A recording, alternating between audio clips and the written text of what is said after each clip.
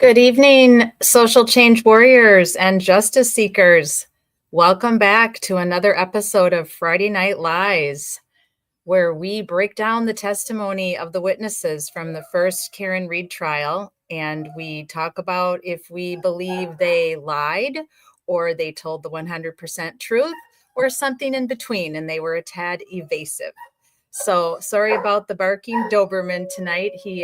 My son is out in the garage, so he's going to have his little barkathon here for a few minutes. We're going to jump in with something interesting that I found on Boston 10 that I want to share with y'all. So welcome to this evening. Great to be back. Sorry about the break on Wednesday and Thursday.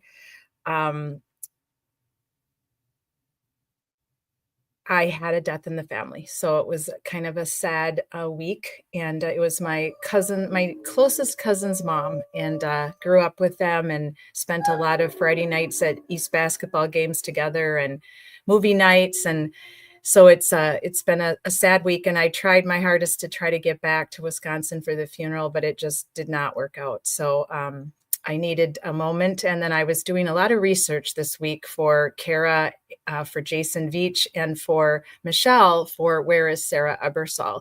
So there was a lot of on the ground work this week. And with the sadness of the death in my family and doing this research with both these families for their loved ones, I didn't have it in the tank to live stream, but I appreciate you all so much. Thank you for supporting me this week on social media and sharing my posts and standing for victims of crime and their families. So let me bring this up for you, and let's take a look at Boston 10. I found this to be very intriguing. This is, I hope you can see this. It's interactive map. So hopefully when I'm on it, I don't know if it's going to work for you guys or not, but I'm going to put this in the notes, the replay for everybody. So you can go on this, hit this website yourself. It's called The Tangled Web, How the Key Players in the Karen Reed Trial Are Connected. And if you hover over one of the faces, like right now, I'm hovering over Brian Elbert Jr., and I'm not sure what's coming through to you guys right now, but it shows how he's connected. So it goes straight across to Brian Elbert Sr., all the way over to Chris Elbert, down to Colin. It's really interesting. I love technology. It's just fantastic. So let's take a listen here to this recap that they had after the testimonies, because we're going to be listening to Brian Elbert Jr. tonight, and we're going to be listening to Tristan. Now, we listened to Caitlin last week, and then prior to that, it was Brian Elbert Sr.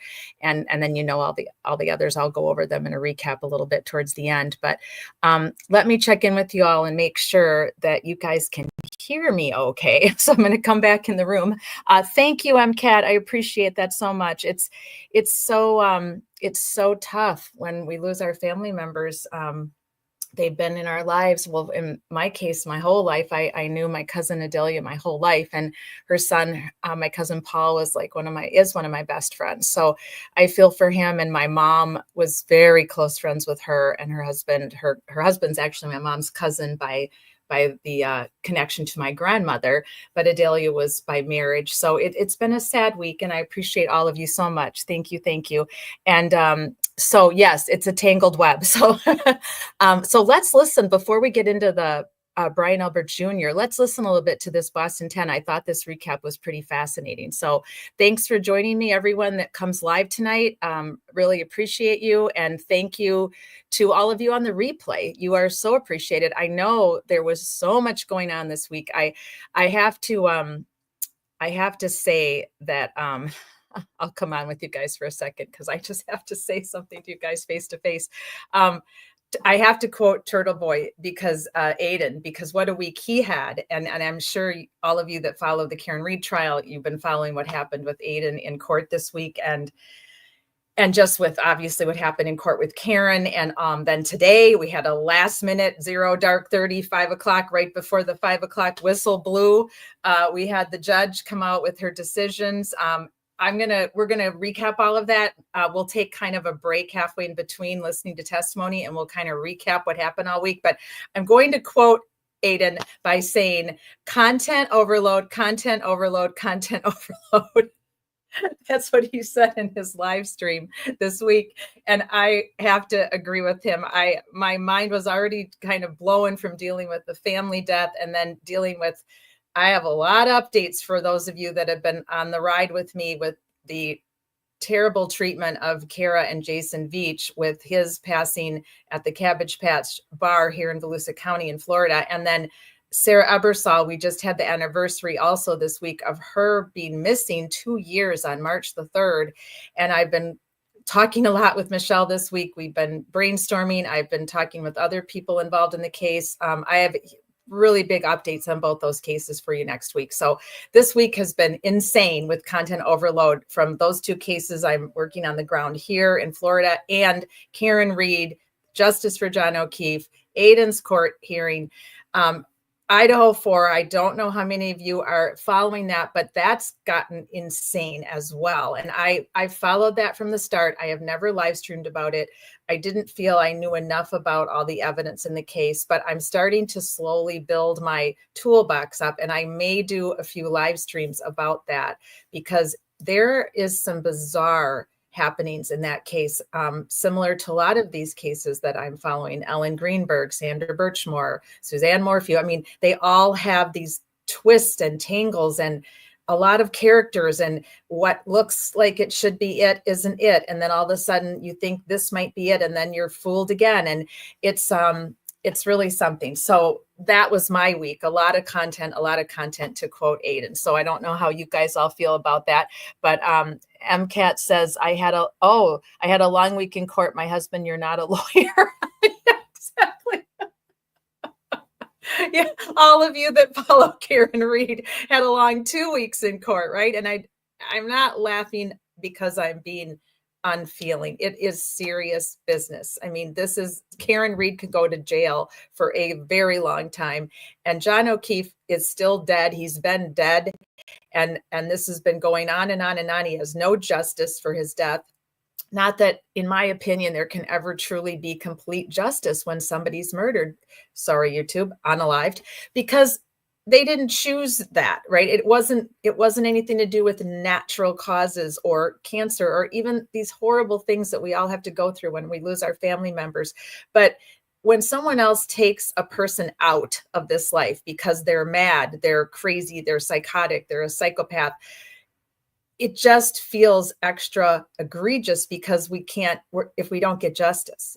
There is no justice from cancer, right? Other than we keep fighting, we help, we contribute during, cancer awareness times during the year. Breast cancer awareness is in October, same month as domestic violence awareness. We can contribute, we can advocate, we can follow and share on our social medias, but there's really no justice when you die of natural causes or when you die of things that have to do with diseases. But when your family member is taken out by someone else because, like I said, they are completely psychopath or violent tendencies and always had, always will be, and then they're not arrested and they're out there living their best life per se, right? And your loved one is gone and passed in a violent way. That is a horrible way to exist. And I'm having known Kara now, her husband, Jason Veach, was in a homicide situation. That case is closed. They're not filing charges. They're saying it was an accident, more or less. Or stand your ground law is basically what they would use. I guess this person would use if they were prosecuted, these people. And Sarah is just gone. She disappeared. She literally disappeared into thin air. It is so unbelievable. 1 minute she's texting and she's in pictures, and the next minute she's just gone and no answers for her family. This is a horrific way to live. So for John O'Keefe's family, I feel for them. I know that it's difficult because they're not agreeing with most of us that believe that that John was not, that he was not hit by a car. And so that makes it hard, I think, for a lot of people, but I still respect them and feel for them. And I'm sure a lot of you do as well. He died in a very horrific way alone, and no one should ever have to go through that. And now we don't know, there is no justice now. Karen Reed's first trial was a hung jury, and those of us that have been following this case and believe she's innocent, now we're going to a second trial, maybe on April 1st, but who knows? And what a bizarre day for that trial to start, right? April Fool's Day. crazy. So anyway, I just wanted to kind of touch off with the crazy week we've all had, those of us that follow this case and those that follow true crime. There were a lot of other cases with updates and a lot going on. So let me go back to what I wanted to show you that I found in my research this week that I thought would be interesting, since we're going to focus in on the 3 in the truck next. And then we're going to finish with Brian Albert Jr. tonight. Well, we'll start Brian Albert Jr. Hopefully we'll finish him, and then we'll move on to Tristan. And then next Friday night, we will definitely be able to do all 3 of the young adults that were in the truck. So very interesting testimony, not really controversial in my mind. I think these are the people that told the most truth of anybody. So I don't really feel there's a lot of lies, except for Julie Nagel, Julie, craziest person on earth, and all the tests that she's been doing with the blob. So let me bring this up for you, and we'll just take a listen here for a few minutes, and then we'll jump right into Brian Albert Jr. And I'm going to ask you to let me know in the chat box, MK, if you can hear this. More questions. And against that white snow, did you see a black baseball cap? Than answers. Absolutely not. We're bringing you today's biggest moments from court right now on Canton Confidential, the Karen Reed murder trial. Well, it was a half day of testimony, but a full day of details about what was going on inside the Albert household just before John O'Keefe was found in the snow. I'm Glenn Jones. I'm JC Monahan. After all the testimony we heard today, we can say there are even more questions about who exactly was in the home, when they were in the home, and what they may have seen take place. There were 4 witnesses today. It began with Caitlin Albert. She was back on the stand. She is the daughter of Brian Albert. We also heard from her boyfriend, Tristan Morris, who says he picked her up late that night. And we heard from 2 friends of Brian Albert Jr., Sarah Levinson and Julie Nagel. They were also there celebrating Brian Jr.'s birthday. Julie's testimony may have been the most explosive. She testified she saw something in the yard while she was leaving that night. Our Kirsten Glavin has some of the big moments from today. You solemnly swear the evidence given in court and carrying the case down here and the truth, the whole truth, and nothing but the truth, so help you God. I do. Thank you. You can take a seat. Back on the stand, Caitlin Albert, daughter of Nicole and Brian Albert, the homeowners at 34 Fairview Road in Canton. Albert questioned about her friendship with Katie McLaughlin, a paramedic who previously testified that she heard Karen Reed admit, quote, "I hit him," after John O'Keefe's body was found. Isn't it true that only 8 months before January 29th of 2022, you and Katie McLaughlin were at a baby shower together? Objection. Do you know that? Yes. Okay. Go ahead and answer. Yes, we did. Albert grilled about a beach day, road trips, and other events with McLaughlin, even shown photos. And Katie McLaughlin is on the right of me. Okay. She's right next to you in that photo, correct? Yes, she is. That was in June of 2021, correct? Yes. So if somebody testified that you hadn't seen each other in 3 years prior to January 29th of 2022, that would be wrong, right? Objection. Dan. Early last week, Reed's defense claiming McLaughlin lied under oath about their closeness. It's very clear to us that Katie McLaughlin perjured herself. Albert's boyfriend, Tristan Morris, next up, testifying that when he picked Albert up from the house to bring her back to their home in Easton, he did not see O'Keefe's body outside. You also did not see 45 pieces of red plastic? No. Or even 1 piece? No. And you certainly did not see a 6'2" man on the lawn of your girlfriend's parents' home, correct? No, I did not. You saw nothing unusual in that front area of the lawn, correct? No, I did not. Other friends in the house that night stating the same. You see a 6'2", 220-pound man sprawled out right in front of you on that lawn? No. Fair to say that walking out the front door of that house, you saw no body on that front lawn in front of you, correct? When I walked out? Correct. No. But it was this testimony from Julie Nagel that turned heads. I did notice something out of the ordinary, like a black blob in the grounds by the flagpole. Nagel testifying that she saw an object on the lawn when she was in a car getting a ride home. 5 or 6 feet, like long, but. And at the time that you're driving by at that point, you could tell what it was? Not quite sure, no. When pressed by Reed's attorney, The fact of the matter is you did nothing, right? Yeah. And that's because you did not see a body on that lawn, correct? Objection. and outside of court, the defense doubling down. If she actually saw something that could potentially have been a body, then that would have been the most important evidence in this case. It's what they don't have. And it materializes in October of 2022, almost 9 months after the fact. It's just crazy.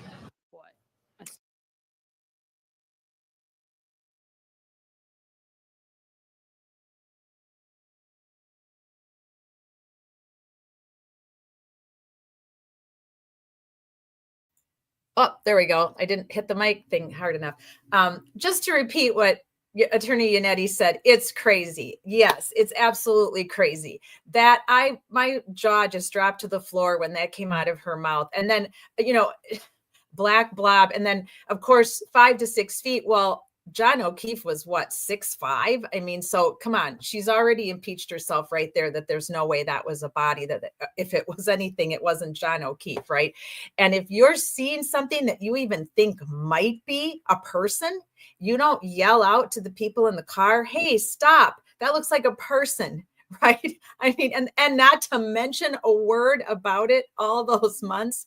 No way. Never bought it. And that we'll get to her, and like I said, next week, her testimony was somewhat annoying. The three in the truck, not so much. I thought they were, pretty forthright, and everything they said, actually, in my opinion, helped Karen Reed. So we will get to all of them, but I wanted to show you that I thought that was a nice little clip, kind of a replay of all of them. We heard from Katie back in the beginning. She was our first witness that we went over her testimony. And then, of course, Caitlin, and how those two, they obviously were prepped and their stories were very similar, trying to distance themselves from each other. Why would you do that if you didn't have to, if there was no reason to? So again, there's just so many questions, so many bizarre incidences that happen with these witnesses. So tonight we're just going to go right into Brian Albert Jr. I actually kind of feel for him as well. I don't have anything against any of these young adults.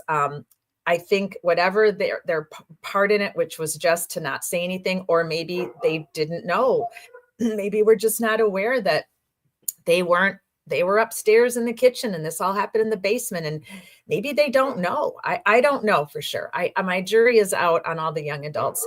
I just feel for them because their life has been turned upside down, and they've been harassed by a lot of people that seem to think it's okay to go after people that they think are guilty and say nasty things about them and make fun of them and whatever. If you feel that that's your way of supporting Karen, that's you.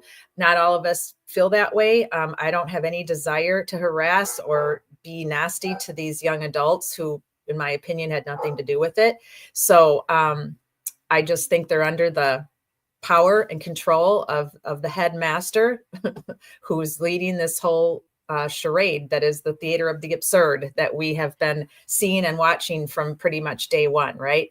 So, all right, let me pull up the screen here. Let's just jump right into Brian, and we will see what we feel. Stop the screen from before, and we will decide what we think about Brian Albert Jr. and his testimony. I think we all already have some ideas from watching it the first time about where we think he might be evasive, where he might have actually lied or was told to lie. We don't know for sure, but it's very possible, right? So let's see here. Let me go. I'm just taking a second to pull it up out of my little tech area here.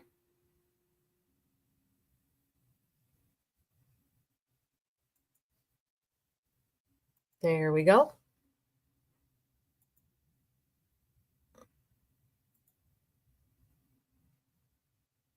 And away we go. We got a little bit of Lally. I didn't want to do too much of Lally tonight, but a little bit of Lally, and then we go right into the cross.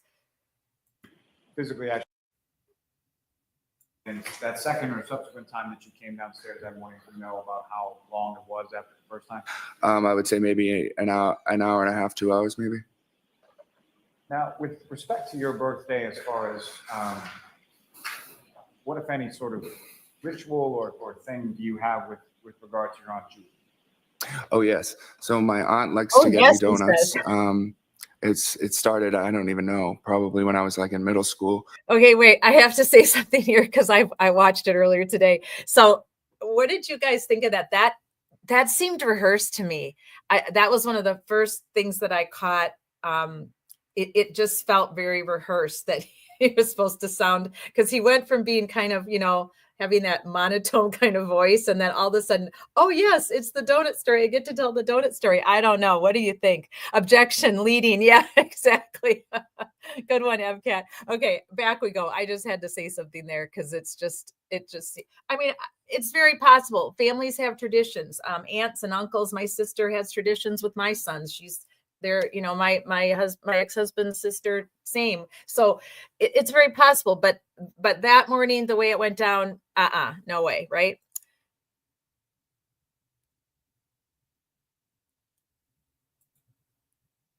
Because I used to really like donuts.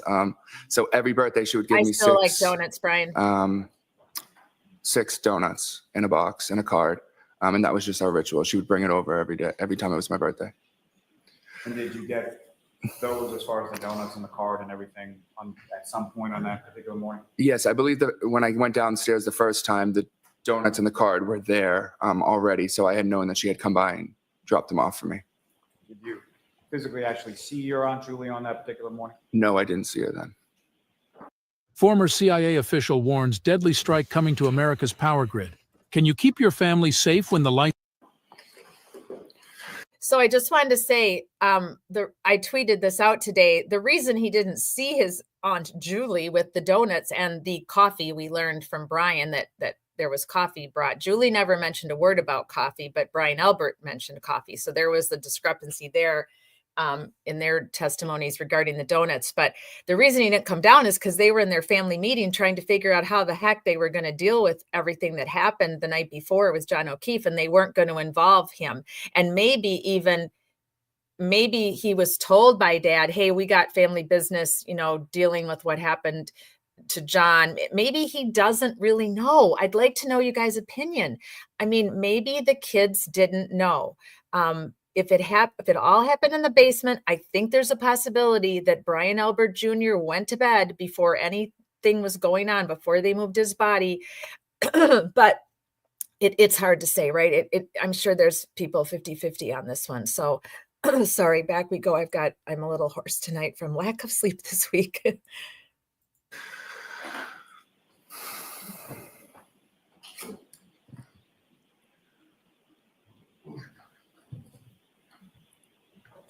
May I approach?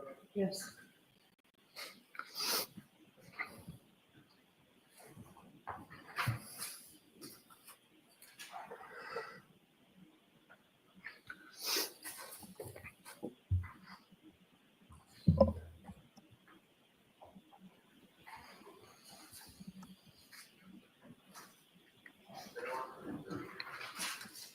So I'm going to show you a series of 4 photographs. I just asked you to look at those yourself. And Okay.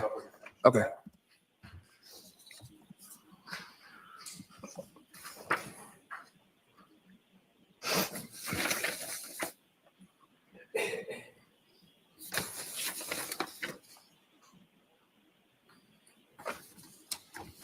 And just generally speaking, do you recognize what's depicted in those photographs? Yes, this is my old residence. Old residence at 34 Fairview Road, is that correct? Yes.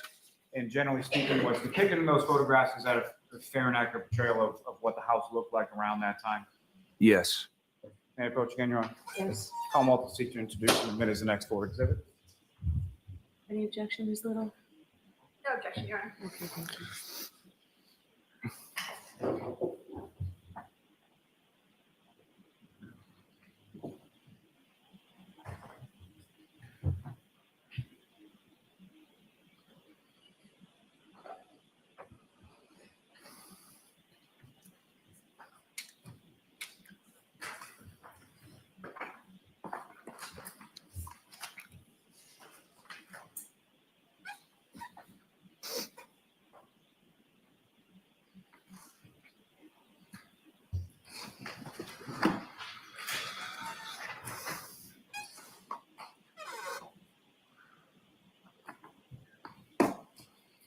Exhibit 70 through 73 now. Thank you.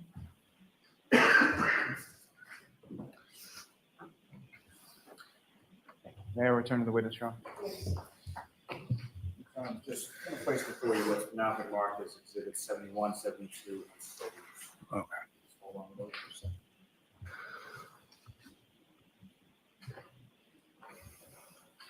And Your Honor, with the court's permission, I would ask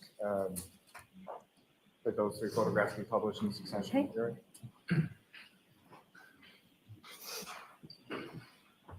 And Ms. Gilman, if I could first have, I believe it's 2592. So what's up on the screen, is that what you have before you, as I believe it should be Exhibit 71 probably? Yes, that's the same. And again, just for the record, do you recognize what's up on the screen now? Yes, I do.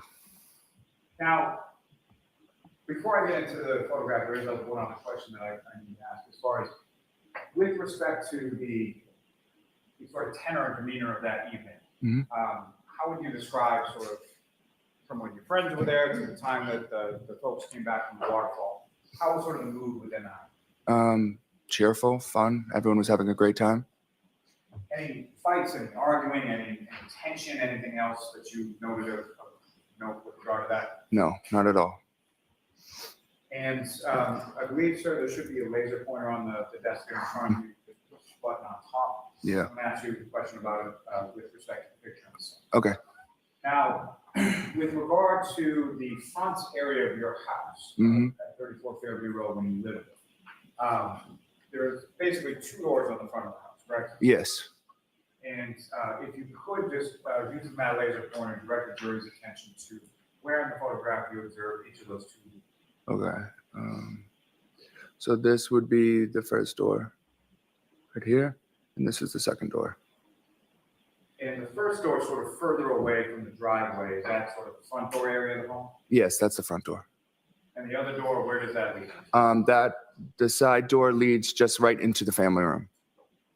And as far as around this time of January or on this evening, if you recall, where were people sort of coming in and going out of their house? I don't know.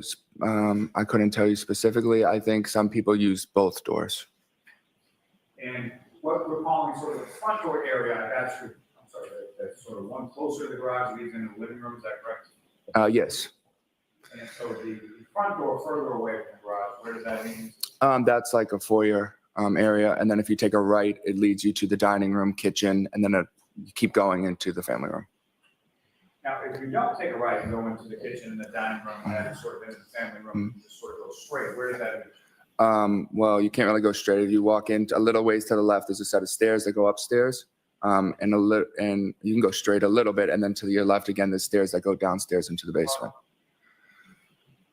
Now, in addition to you, your mother, your father, around the time of January 2022, did you have a pet as well? Yeah, we had a dog, Chloe. What was that dog named Chloe? Yes. About how long at that point had you had Chloe? We had her for a few years. I don't know exactly how many years, but a few years.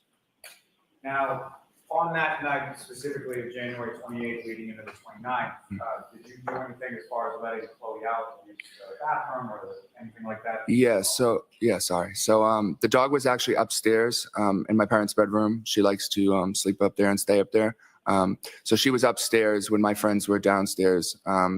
And at one point, after my dad came home,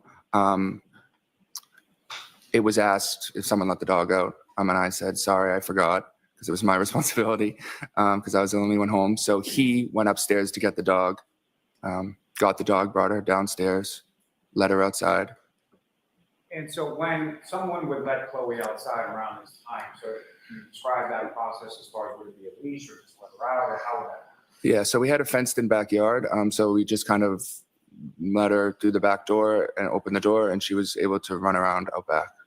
Whoever let her out, would they typically sort of stay at the back door? Yeah, we stay around the kitchen area, yeah. And Ms. Gilman, if I could have the next photo up on the screen, 2593. So the next exhibit would be number 72. Is that what's up on the screen? Is that what you have for you, sir? Yes. Now, if you could, with regard to this photograph, you were mentioning something about a flagpole in the area of your front yard, is that correct? Yeah. Using that laser pointing, if you could direct the jury's attention to where that is. Right here. Yes, I agree Now, with you, with Julie. respect to this photograph that's up on the screen right now, Ms. Nagel's brother Ryan, where was, if you could direct the jury's attention to where it was about to observe that? He would have been more this way, so the photo doesn't show you all, but he would have been more in front of the driveway over here. And that first time that you looked out the window, where was the dark SUV? I believe that was right around the mailbox area, right? So if he's telling the truth, which we will assume he is, because that's what everybody else said, is when he pulled his truck up, if you recall from testimony, they were at an intersection at the same time. And was Ryan driving the truck or Ricky? I can't remember now which one was driving the truck, but we'll find out because we're going to listen to all their testimonies, but they all testified that they saw that vehicle where they met them at the turn and let them go ahead of them. So that's why Karen Reed pulled up right before the truck got there, but it had to have been a minute, right? I mean, how long does it take to let someone turn in front of you and then you're turning? So they would literally, I mean, Karen Reed would have literally just pulled up. And if John O'Keefe had jumped out and let's say ran in the house, the kids may not have seen him. And that's why they testified that they didn't see him in the car. And if he was already hit, there wasn't time. There was not time for her to run over John while that truck was right behind him. And I've always wondered, why isn't this discussed more? Ricky, that's right. Ricky was driving. Thank you. I mean, what do you guys make of this? I have always wondered, why was this not drawn upon more in the first trial? Because they all, well, I can't wait to listen to it because Ricky, I believe, and all of them, Heather, they all said that they let the big SUV turn in front of them. So obviously Karen arrived first in front of 34 Fairview and then the truck came up behind them. So there's no way she could have already backed over John and still been sitting there. It just isn't physical. It's not time possible, right? It's not time possible. So I don't understand why they didn't lean on that in the first trial. Julie, let's see. Kat says, truck dwellers said they saw her alone in Lexus with dome light on or phone light on. Yeah, and that makes sense that she was looking at her phone, waiting to see if John was going to come back out, trying to make up her final mind. Am I just going to park this and go in and join, or am I going to go home? Julie says, I thought the exact same. Oh yeah. Okay. That Kat, he didn't even let the dog out. That would have pissed my father off. I'm sure BA wasn't happy either. Seems like yeah, that was my exact thought too. The way kind of Brian said, it was my fault. It was my responsibility. I'm sure he got yelled at for that. There's no doubt about it. Right. Yeah, exactly. No time for all of it. No time. So I really, really hope they lean into that if it does go to a second trial in April. Because like I said, I always thought the 3 truck dwellers testimony was huge for Karen. So I don't get it, guys. I don't get it. Oh, well, thank you so much. Shauna. Hi, Shauna. Great to see you. Awesome to have you tonight. Oh, you're so sweet. And I'm so happy you had such an amazing little kind of staycation that you got to go on with your good friend. That's so awesome. Kat says, hey, Shauna. Julie says, hey, Shauna. So anyway, I just wanted to stop it for a minute and kind of review everything so far that he said. But so let's go back and see what he has to say about this. But he's clarifying that where the truck was parked. Well, we know that Karen got there before the truck. So Karen's car was, ahead of the truck. So if she'd already backed over John and he was in the yard, there is no way in my mind that they wouldn't have seen it. They would have witnessed it coming down the street. So I don't know anymore about this case. It's so bizarre. Nothing makes sense. Nothing adds up. Very little focus on the truck. I don't get that either. Yeah, I just don't get it. Yeah. All right, perfect. So let us go back and let's keep going. About right here. And then again, if you could direct your attention to the second time that you looked out and the SUV had moved, where had it moved to? It was more down this way on the side of the road. Now, if you could, as far as the windows that you're talking about in the kitchen area that you were looking out of, you see those in this photograph as well? Yes, I do. If you could direct your attention to where you see those. Those are about right, those two right there. Thanks. Yep. Ms. Gilman, if I could have the last photograph from that set. Again, look up on the screen, sir, so what you have for You hear the heavy sigh? That was Yes. that was Junior. And again, this is another photograph of the front area of your home. Oh, sorry guys, I gotta go back. I screwed up. Yes. I forgot to take myself off and put his testimony, his looks back on. That was him heavy sign though. Thanks, Julia. Yes. Sometimes my fingers click the button, but it doesn't work. That dark SUV that you didn't really recognize in the area of the mailbox, and then further down, you see it at any other points moving along? No, I just caught it as it had already moved. By the time I looked out the window, I noticed that it had moved up. And facing the same direction, is that correct? Yes. Same passenger side door that was facing your house? Yeah. And as far as the dark SUV was concerned, at any point in time did you look out and not see the dark SUV? No, I didn't look out the window again. So for the rest of the evening, you didn't look out the window? No. Now, in reference to the time that expired. How convenient. They're all looking out the window, right when Karen's supposed to be arriving, right? Do you have any idea how long period of time that was? I would say probably within a couple minutes. It wasn't a long period of time that I looked out the window. And as far as you know, your friend Julie, who had gone out to the pickup truck to talk to her brother Ryan, was she still outside around the time that you looked out the second time? She could have been. I'm not sure if she was at that point, but she could have been. Not long ago, Rita Levi Montalcini celebrated her 103rd birthday, and then during the festivities, she made a speech. So Julie, let's talk about Julie for a minute, and I can't wait till we get to review her testimony next week. Julie tells us she sees a black blob after not telling us anything about it for 8 months and not alerting anyone in the car that she saw a black blob that could possibly have been a person. When she comes out of the house, she doesn't see. That's not when she sees the black blob. If Karen had just hit John, literally had to have just hit him, he would have just been freshly laying there on top of not covered in snow, right? In a dark clothes on a somewhat of a snow scattered lawn.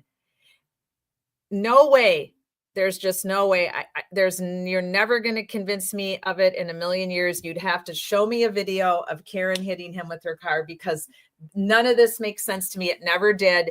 And then you've got the three in the truck, never saw, saying they saw Karen alone in the car. So, and then not seeing John laying in the front yard where he would have just literally landed moments before they pulled up. So I really, really hope that they can hone in on this particular part of what happened.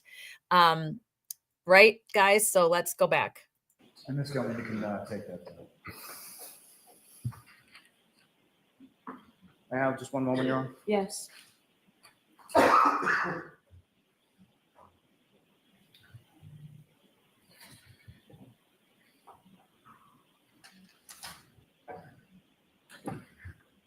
me just ask just a couple of questions, sir. Okay. With regard to that morning when you woke up, your father was at your door? Yes. As far as from what you could see of his person, what, if any, injuries or anything did you observe on his person at that time? On my father? Yes. Nothing. Now, at that time, January 28th and January 29th, 2022, did you know anybody by the name John O'Keefe? I knew of the name, but I didn't know him personally, no. And when you say you knew of the name or you knew of him, how did you know? I knew he was friendly with my auntie JJ, Jan McCabe, and his niece was friendly with my cousin Jen's daughter. And as far as your cousins, as far as Miss McCabe's daughters, what if any sort of relationship did you have with them, specific to them, beyond sort of your other cousins? Oh yeah. So for a while, I think when I was in college or maybe the end of high school, I would help out because there was 4 girls, so they always had like multiple sports going on and stuff. So I would drive them to and from practices or be there after school if JJ had to be somewhere. So I spent a good amount of time with them and basically babysitting, but more just driving around and stuff like that. And through them, is that how you came to know Mr. O'Keefe's niece, Kaylee? Yes. And you gave her rides to places as well? Yeah, occasionally when she would come back to the house after school, I'd drive her to CCD or whatever. And had you ever met, to your recollection, John O'Keefe or anybody by the name of Karen Reed prior to January 28th? John O'Keefe, no. I mean, he could have came into the house once when I was there at my aunt JJ's house. And we could have said hi, but I don't remember formally meeting him. And I never met Karen Reed either. And on that evening, again, January 28th or the early morning of January 29th, beyond the people that you've already talked about, and specifically John O'Keefe or Karen Reed, did either of them at any point in time come inside your house while you were there that evening? No, never. Nothing further on.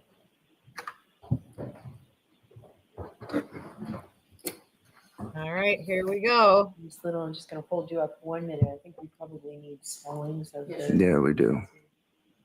I don't know if I'm going to be the best speller, but I'll try.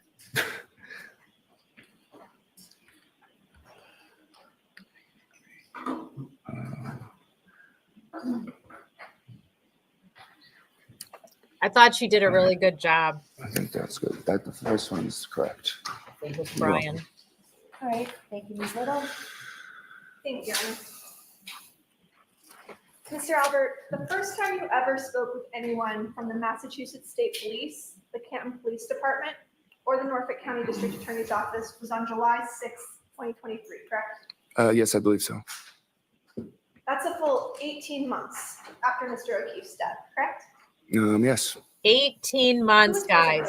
Unbelievable. I spoke with 2 troopers, I believe, and my lawyer. Trooper Proctor was there? Yes. And his lawyer. And this interview actually took place at your family's defense attorney's office, correct? Objection, Your Honor. The objections. Why do innocent witnesses need a lawyer, especially Brian Yes. Jr.? When is a thyroid condition That is so not bizarre, fixable? right? Weight gain despite diet or exercise. Ad here. Your sister Caitlin Albert was also present, correct? She was there for some time, but she wasn't when I was interviewing. She wasn't in the room with me. No. And that was also the first time they had spoken with your sister as well about these events, correct? Objection. Hearsay. And to be clear, the Massachusetts State Police only interviewed you after you were called to testify before a grand jury. Objection. Separate proceeding, correct? The objections.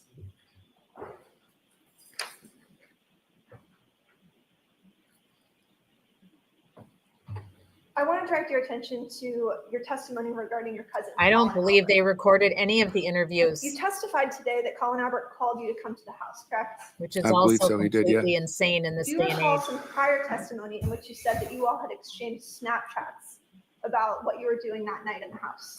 No, I don't believe I said that. I said for him to know that I was at the house, he could have seen a Snapchat that I had sent, but he didn't ask me on Snapchat if he can come over. I said more of that he had could have seen a Snapchat saying that we were at my house. That's how he knew, because I didn't know how he knew that we were there.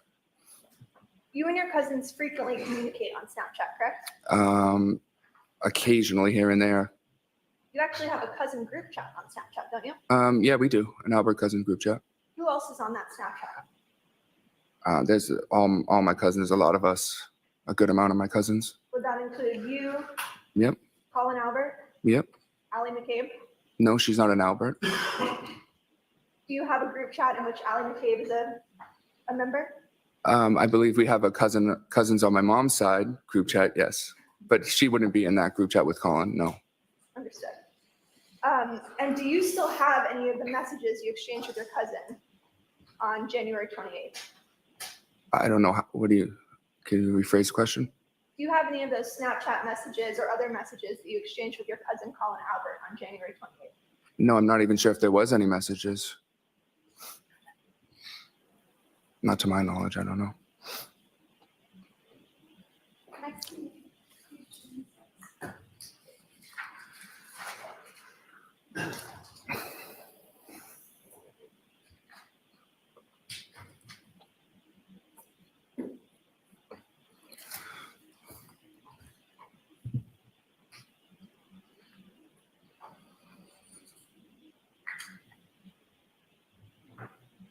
Mr. Albert, you testified that Colin arrived around 10:45 or 11 p.m., correct? Today, I said that? Yes?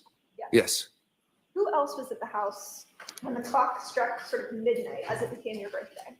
When it hit my birthday, it was just Colin, Julie, Nagel, and Sarah Levinson. Was there any sort of celebration for your birthday when the clock struck midnight? No. What were you guys doing? We were just sitting there. Probably happy birthdays were exchanged, but it was nothing crazy. I'm not a big birthday person like that. And where in the house were you guys at that point? In the dining room area. You testified that your parents and Brian Higgins arrived shortly after midnight with your sister, correct? Yeah, I believe I said around 12:05, 12:10 in that area. Describe what happened when they came into the house that night. They all just walked in the door, and at that point, my cousin Colin was standing up to leave. They passed each other, said hi. Whoops, sorry, Hope guys. this mascara never sells out. It's a lifesaver for those with short lashes. I'm out. Recommended by Taylor I hit the Swift's wrong makeup button. artist. This mascara length. Raise your right hand. Do you solemnly swear the evidence you, court and jury, in I the case now hearing accidentally to be the truth, the whole fast-forwarded truth, and us nothing to but the truth, so Collins, help so you? hang I on a did. second. I gotta go back and grab it. Sorry about that. Stretch break. Technical error by the host. Give me a second and I will be right back. Sorry about that. Good time for a stretch break though. Yes, Julie, I do feel bad for him. I think he's probably a nice guy, and he's got, anxiety. He's got, who knows, he may have been bullied for his sexual orientation. I don't know, but probably. And it just seems like a lot of people get bullied if they are not, mainstream. I got bullied, for goodness sake, for being a redhead freckle face. So if you can imagine, if you're trying to live an alternative lifestyle in any day and age, but it doesn't seem like it should matter anymore, but it still does to a lot of people, unfortunately. So who knows how much bullying he's had to go up against. And then, of course, living with that kind of a powerful father figure, Brian Albert, is just, his presence is scary. And maybe he's not scary. Maybe we all got it wrong, right? Maybe this didn't go down the way we think. We just don't know yet because we don't have any video and we don't have any way to know for sure. We're just all going on our own gut feelings. We're all going on our own belief of what we think happened based on the testimony, based on the evidence, our opinions, right? Just like people that think that Karen hit him with the car, they have their own opinions. I don't think every person that's on Twitter X and on Facebook is related to the Alberts and the McCabe's or is being paid. I think there's a lot of people out there that do believe it was a car accident, pedestrian car accident. So it's just really, it's a bizarre case. It has so many twists and turns and so much going on. It's just unbelievable. So give me a second. I'm going to go back and pull up my link that I accidentally took off with my crazy technical skills. At times I click too quick.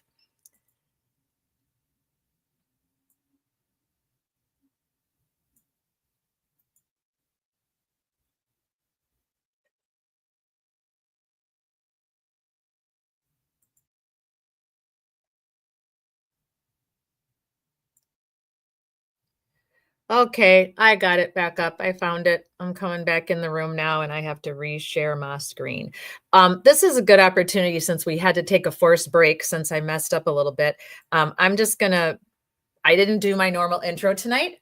Just kind of did something a little different. I just went right into it. So again, I just want to welcome everybody who's here on the live with me, Julie and MCAT in the chat box. And those of you watching live, you don't have to feel ever the need to come into the chat box with us, but you're always welcome.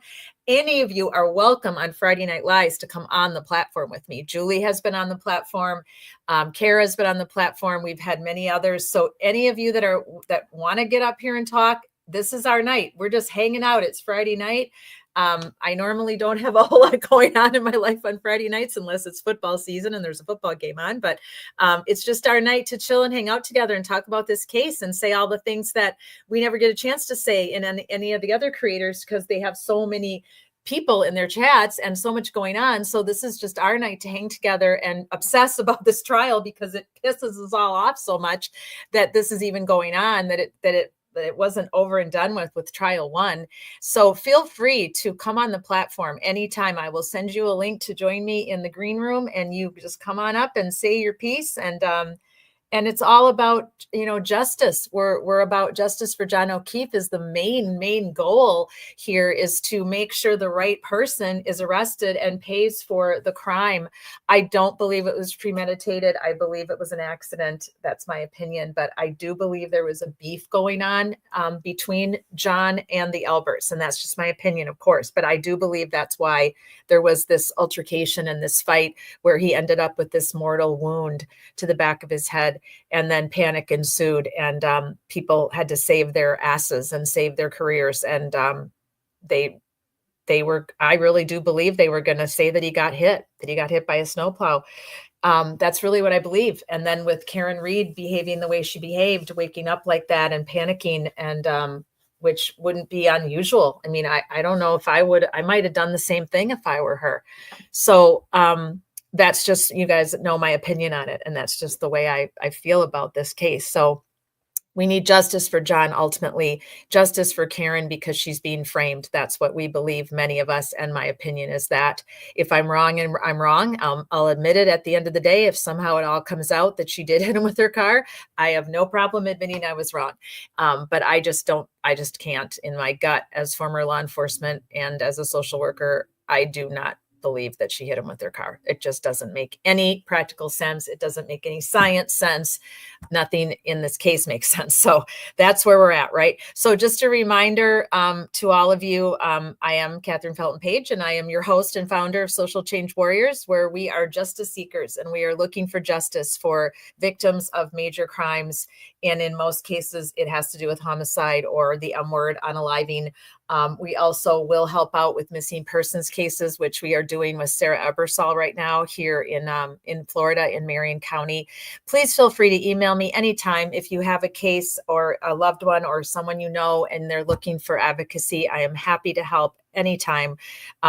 We'll at certain points we may have a waiting list because right now we're at like 8. So I don't want to do more than 10 cases at a time. I don't think I could do it with my own limitations with my neck and stuff, but always happy to look into anything that I can and have the time for. So I'm retired law enforcement.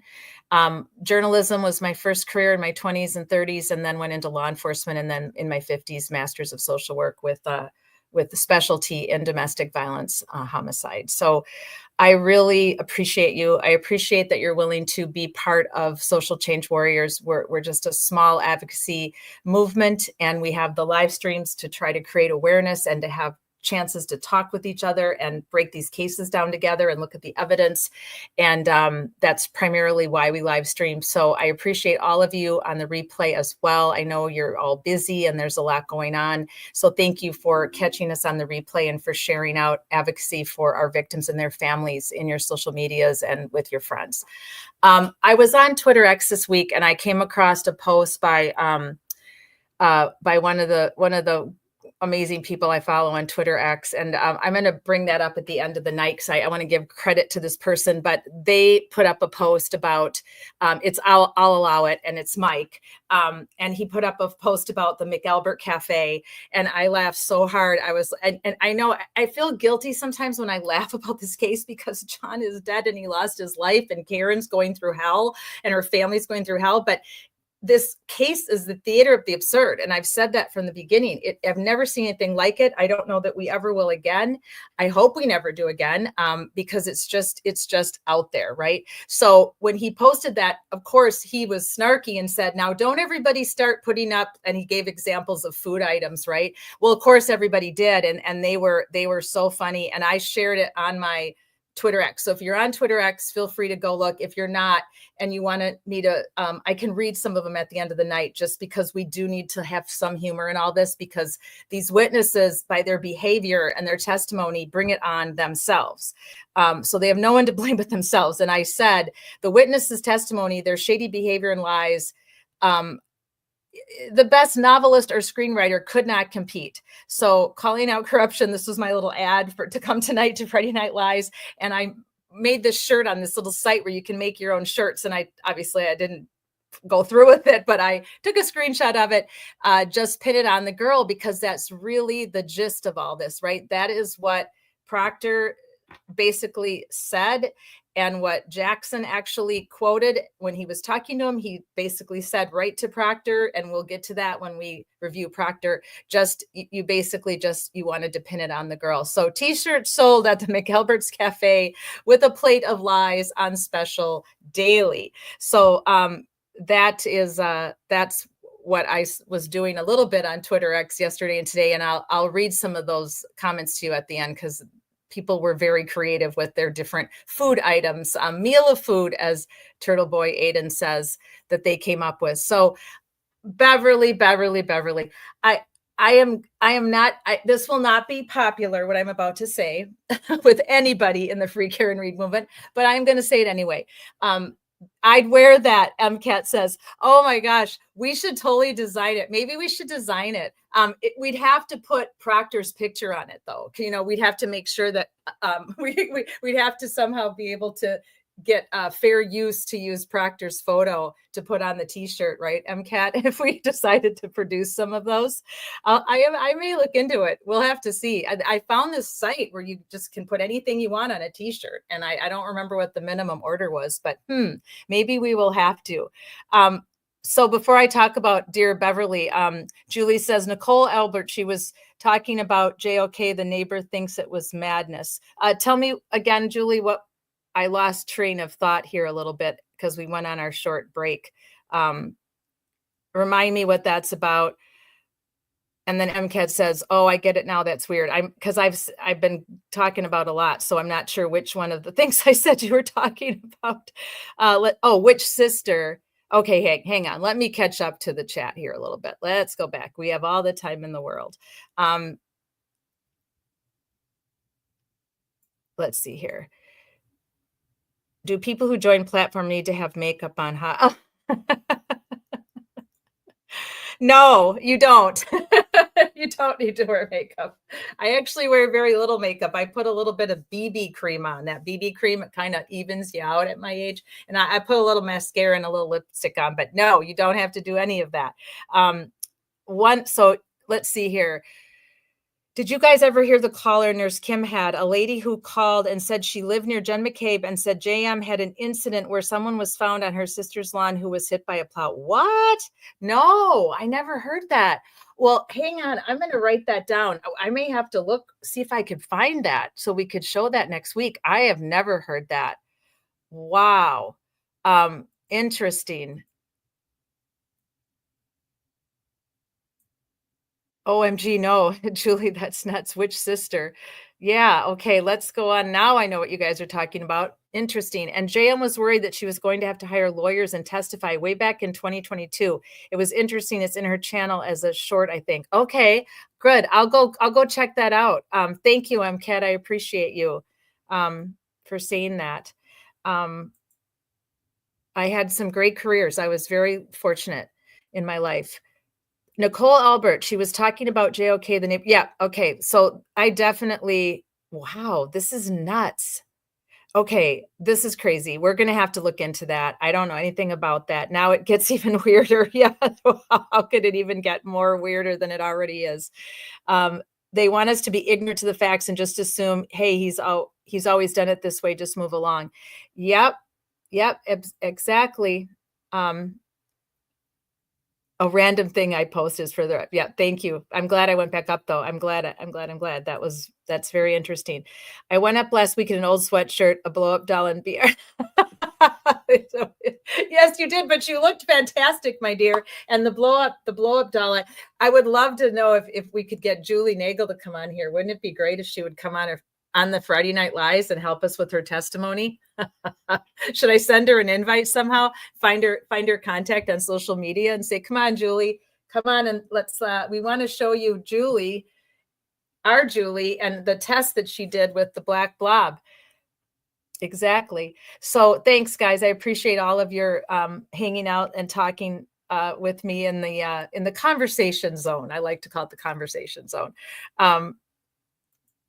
Yeah, entice her with bagels. There we go. I'll send her some bagels. All right. So my unpopular opinion about Beverly. I actually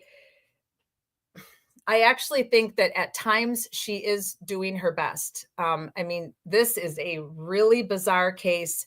So difficult. I'm pretty sure the most difficult case she's ever presided over in her career. I mean, I looked into her background, and this is kind of her resume: Associate Justice for the Massachusetts Superior Courts. She was nominated to the court by former Governor Deval Patrick in 2014. She was confirmed by the governor, and she's allowed to be a judge, and mandatory retirement isn't until age 70. And I believe she's my age. I think her and I are literally the same age. I think she's 61 or 62.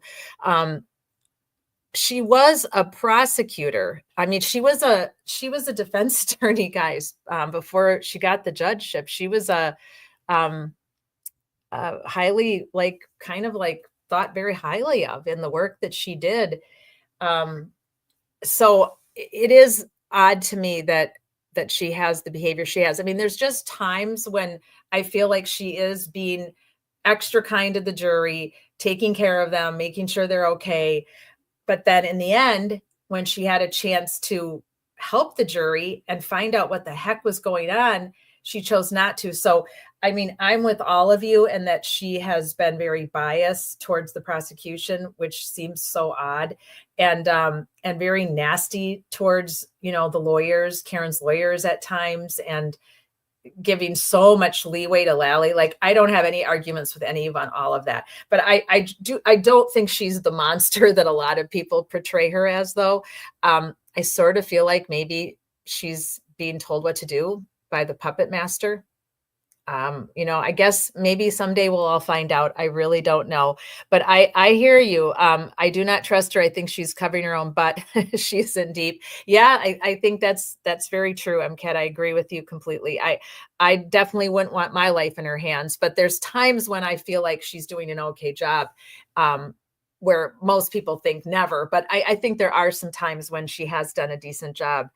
But I get what you're saying, and I do agree with you. Julie says in other cases, she's very, very pro-defendant. Yeah, I know. That's why this doesn't make a lot of sense, but it's almost like she was ordered, by the powers that be, how this case was going to go down and how she was supposed to behave to try to steer the case and steer the jury. So I'm sure they were not happy with that hung jury. That's for sure, right? Absolutely not. So the gag order, what did you guys think about that? So gag orders are rare, first of all, and I'm not a lawyer, but I did go watch some of I like the lawyer, so I did watch a little bit of him this week. And of course, Emily and Emily D. Baker and Melanie Little, they're all great. And I like to watch all of them. And so they were all basically saying the same thing. It's not used that often. And it's a real stretch. It's really pushing the First Amendment. And there's things that they could do, right? So they can move the location if they that's one step they can take opposed to a gag order. They can move the location. They can do the void air of the jury members to make sure that they're not coming in with any prejudice or any issues. They can do that. They can back up the trial to try to let some time pass from all this heat that's been thrown out there. It's like a torch blower, right? What's been going on literally the last 2 months when it was supposed to be the downtime. So there are things that they can do. Yeah, I agree. I don't think it's surprising because of everything that's gone on and just so much drama. It's like insane. So I don't completely disagree with her ruling on that. And she did decide to do no sanctions. So, and we can all catch up with the lawyers. And I have written to several of them asking them to come on the show and just meet us and talk to us. But of course, I'm just not a big enough channel for the famous Karen Reed people in this scenario. So it doesn't look like that's going to happen. But I do enjoy watching them, and they give us great insight as lawyers, as attorneys. And Julie says, yeah, that was predictable with all the stuff going on. Yeah, but it is quite a stretch. I mean, judges don't really typically like to do it, but it does apply to all the attorneys. It's not just the defense, it's also the prosecution. So people can, relax about that. You can't do it on just one. If it's a gag order, it's on all of them. So that's what these are like. It was a crazy week, right? So I put this up here only if we have time at the end. I've got a few clips to show you guys, but I want to make sure we cover our testimony because that's what we're here for in Friday Night Lives. But this was such a content-loaded week. So much going on, just unbelievable. So, and then, turtle in front of D&E Pizza. I was stunned. I have to tell you, I know he's kind of a hot mess at times and a loose cannon, but he really does seem to care about this case, in my opinion, to the point where he is wanting to cover it and wanting it to be well known. He's really the one that put it out there when he did. I just don't get this. Like, what are you people doing? Why are you even in Canton the night before he goes to court to try to get his other case dismissed? And Karen's going to be in court. And then they weren't supposed to be in court on the same day, right? So they weren't going to be in court that day. And then they changed. Jackson had to schedule change or something and said, no, I want to be there. I thought that was awfully bizarre, right? All of a sudden now they're in court at the same time. They had to move him to a different courtroom. Why are you going out the night before and getting that plastered? And I can say that because I went on his live show and Meredith was in the chat apologizing to everybody about their behavior and that they got really, drunk and wasted. And I understand everybody's under stress who's involved in this case. Everybody, even you and me and those of us that aren't famous in the Karen Reed movement, it stresses us out too, because we've come to care about justice for the people in this case. So you're more involved in it because you made yourself more involved in it by live streaming and what you do. So you don't really get an excuse. I'm sorry, Meredith, but you don't get an excuse that you had to blow off steam. And no, not the night before your boyfriend has to go back to court. Not a good night to do that. So that's just me. I got an opinion and I'll have it. I've been outspoken this whole time. I've stayed true to myself. There's times when people have said to me, oh, Kat, you better not say that. You better not do that, or you'll get ostracized and you won't be included in the movement anymore. And it's like, you know what? I don't think they've ever included me in the movement. I was told that by several people, which is fine. But I can still care about Karen Reed. I can still care about John O'Keefe, and I can care about this case, and I can live stream about it. I don't need their approval or their acceptance. So I will be critical a little bit of what went down because it was so unnecessary, and you had to know that if Chris Albert was in that pizza shop and he has this video running, that he was going to do something about it. And I think that's why Chief Rafferty showed up at court right on Tuesday, just to put herself right there in uniform, right in the face of all the Karen Reed supporters, knowing what she knew, what was going to come down.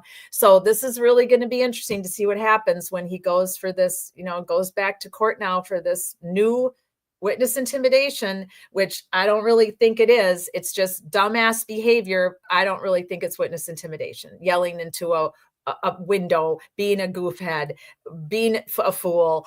I just don't believe it is. So, but I also don't agree with that it happened. Okay. All right. MCAT, ladies, I have to head to Orady to pick up a friend. And that, in case all of you are wondering, is the Chicago airport. I will be listening, but not messaging. Well, thank you, MCAT, for telling us, and we'll miss you messaging. We appreciate you coming to Friday Night Lives, and you drive very safely. I know you live in that area, so nice of you to go pick up a friend at that crazy busy airport. So anyway, that's pretty much, catches us up with everything that went on this week. And let us go back now to our Brian Albert, and there's not a whole lot left with his Miss Little. Attorney Little didn't have a lot for him because he really is, in my opinion, somewhat of an innocent victim in this whole debacle. All right, let me go find where he is. There we go. And I'll promise not to accidentally hit that button again.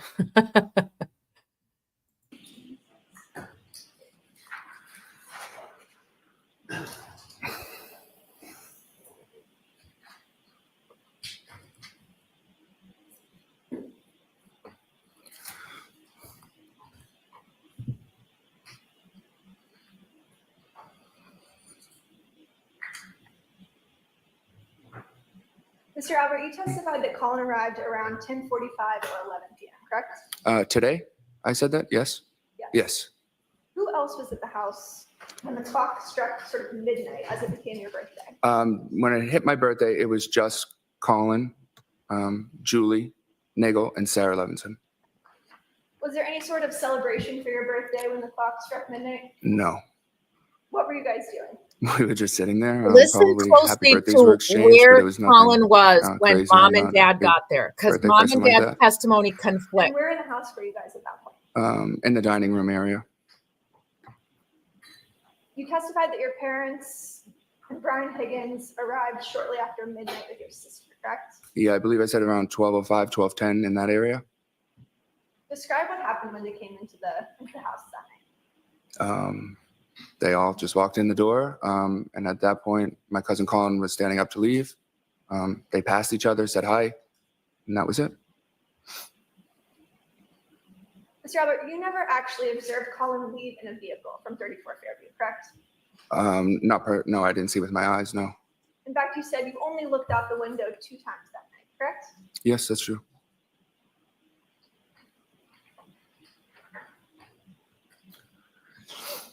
Are you tired of stuff falling between your armrest and your seat in your vehicle? I am. To come up.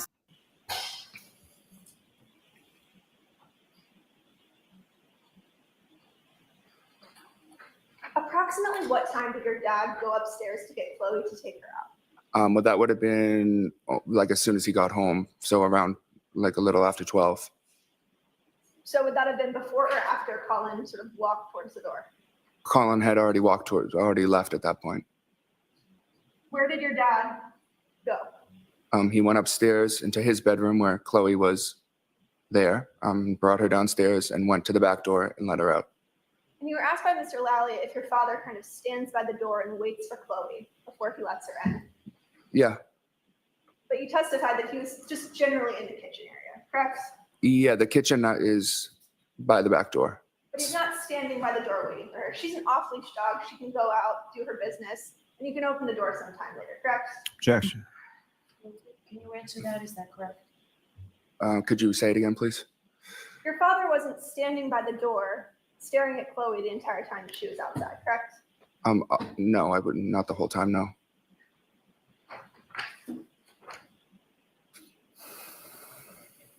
You testified earlier that Julie Nagel went outside to speak with her brother to indicate that she no longer needed a ride. Do you recall that testimony?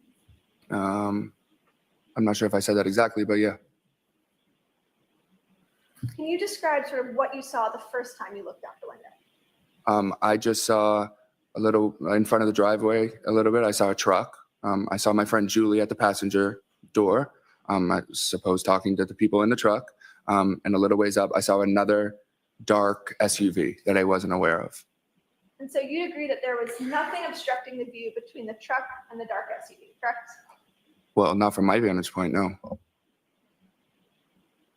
And the second time you looked out the window, the only difference you saw was that Ms. Reed's vehicle had pulled up, correct? Well, I didn't know it was Miss Reed's vehicle, but the car that was there had moved up, yes. And the truck was no longer there, correct? The second time I looked out the window? That I'm not sure of. Would it refresh your recollection to take a look at your testimony Sure. from July 6, 2020, or sorry, May 18th, 2023? So I'm just thinking out loud here to myself, maybe Karen moved up because Ricky's truck lights were like blinding her. Nobody ever said that. I've never heard anybody say that.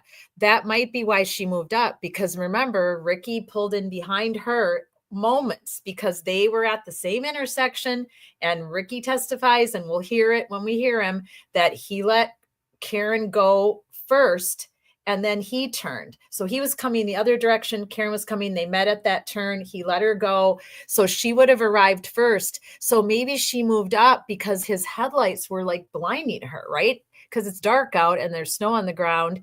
And that might be why she moved up. That would make sense to me, right? All right, let's keep going and let me know, Julie, what you think about that.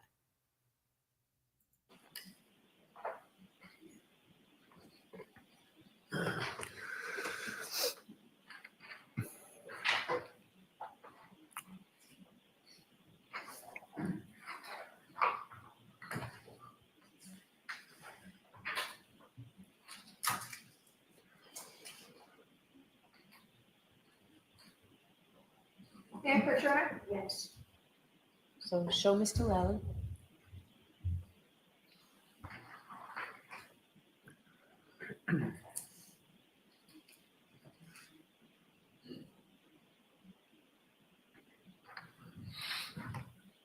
You could just look at those photographs. Okay. And you can look up when your recollection is refreshed. Okay. Yep. Does that refresh your recollection as to what you testified to Sure. Yes. on May 18th, 2023? Yes, for sure, Julie. He would have Isn't it true had that to you have said seen that a the second body. time you looked out, you saw that there was a black SUV that had pulled forward, Yes. but the truck was no longer there. Sure. It seems like I said that then. Yes. You also testified earlier that you saw tire tracks in the snow, correct? Yep. Where were those tracks? Just along the side towards the driveway along this way, going up towards the flagpole. And you viewed those tracks kind of leading up towards the flagpole, correct? Yes. So you'd agree that the visibility and lighting in front of the house was good enough that you were able to see tire tracks in the snow, correct? Sure. But you did not see a 220-pound man lying in the snow. Good job, attorney. Objection. Is that something that you saw, sir? No, I didn't see that. Who was in the house? He the just second tapped time his that you looked foot. out the window? He had body movement there. It would have been my mom, my dad, Brian Higgins, my sister, Julie, Sarah, Uncle Matt. Mr. Albert, you testified on May 18th, 2023 Mhm. in another grand jury, Mhm. and you said, quote, "I'm not sure if Brian Higgins was still there. I know he left at some point." Do you recall that testimony? I mean, I know he left my house at some point. I just don't know exactly when it was. You were asked specifically at the time that you looked out the window, who was there? And you said, "I'm not sure if Brian Higgins was there." Yeah. Isn't that correct? Okay, if I said that, yes, because I was not sure. I'm still not sure that if he was there or not. So you're not sure whether Brian Higgins was there when you looked out the window, correct? No, I'm not sure. He might have been in the basement. That's You why have no he might not have independent seen him. recollection as you sit here today where Mr. Higgins was when you looked out the window, correct? No.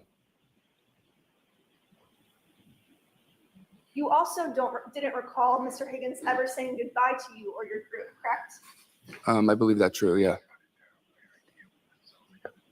In fact, you actually testified before another grand He was jury in the on May basement 18th, freaking out. 2023, that at some point Mr. Higgins just wasn't there anymore. I must have gone to the bathroom or something. I came back and I said, "Where did Higgins go?" And they said he left, correct? Sure. Yes. You also testified before that grand jury. Objection, Your Honor. So, yeah, I'm going to see it sidebar if you could bring that, Oh, please. perfect. Sidebar. And also, So my doctor told me I need to get my diet in order. and they're going to give us You a know, commercial on top clean of it it. up, So let me eat more flip that right protein, away get while we're at the sidebar. So if you guys all recall that the whole Higgins Jeep thing about how Matt McCabe, Jen McCabe testified, and we'll get to them here soon in the next few weeks, that Higgins Jeep was parked in front of the mailbox. But that doesn't seem possible by what Brian Jr. is just saying. Brian Jr. kind of tells us, doesn't say a thing about Higgins Jeep. And he talks about where the truck was parked right in front of the driveway. And then Karen's car was right there. So it's just a conundrum, right? It's just an absolute shit show conundrum with these testimonies of this peeking out the window and seeing Higgins Jeep is supposedly parked in front of the mailbox, according to Matt McCabe and Jen McCabe. But then I'm just like, it makes your mind blowing, right? That how in the world did that first jury find all of these people credible when all of their testimony walks over each other, which basically explains because the jury doesn't get to read the transcripts, which is a crazy law in Massachusetts. They need to change that. All of you that live in Massachusetts, you have to raise your voice. You have to get that law changed somehow, because that is just so messed up that all this information is being thrown at these jurors, and the juror, now he's been on everything. I think he was on Inside Edition today.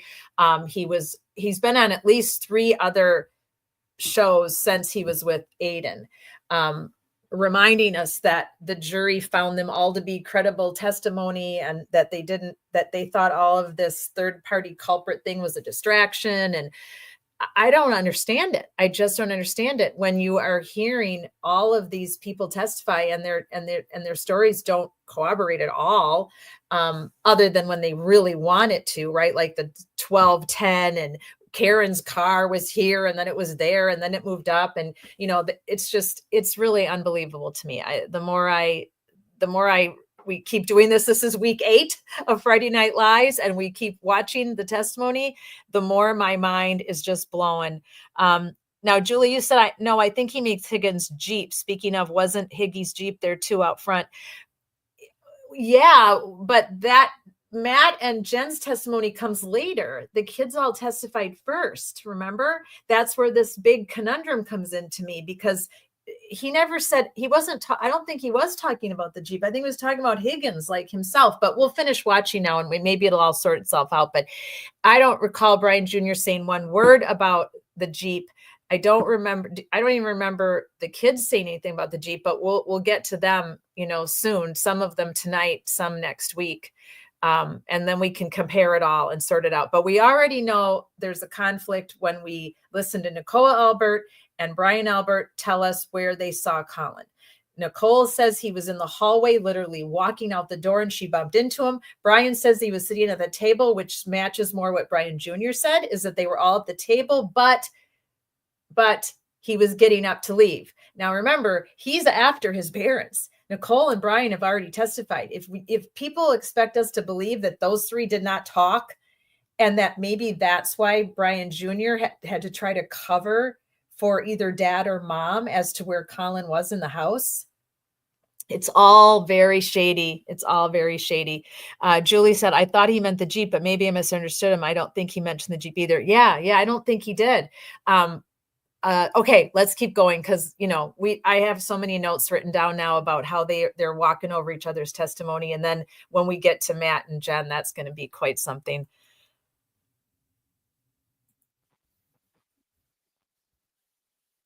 So I wonder what this sidebar is about.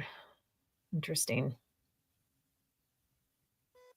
I don't remember who that woman is sitting next to Paul O'Keefe. Looks like he's wearing a light blue shirt. Oh, did he just touch his finger to his chin? Oh man, we can't see it, but I bet he did. Sorry, but I know that's very juvenile of me. But that whole thing is so, I mean, the content the last 2 weeks has been insane. And that whole thing with Paul O'Keefe flirting with some random woman who I think set him up because nothing else makes sense to me. I don't know any more about these people.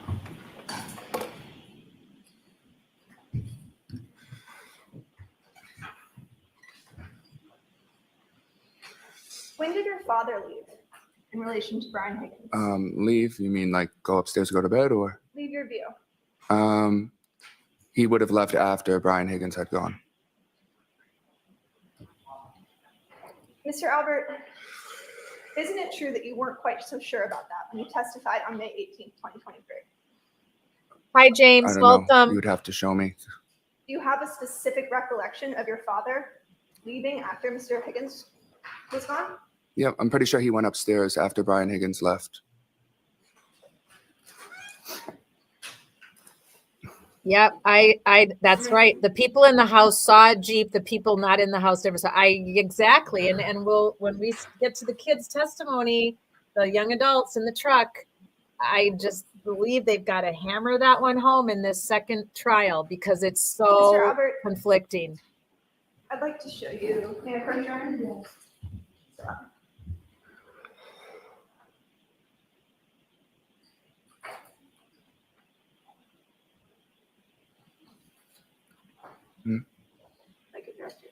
Right here? Okay, all right.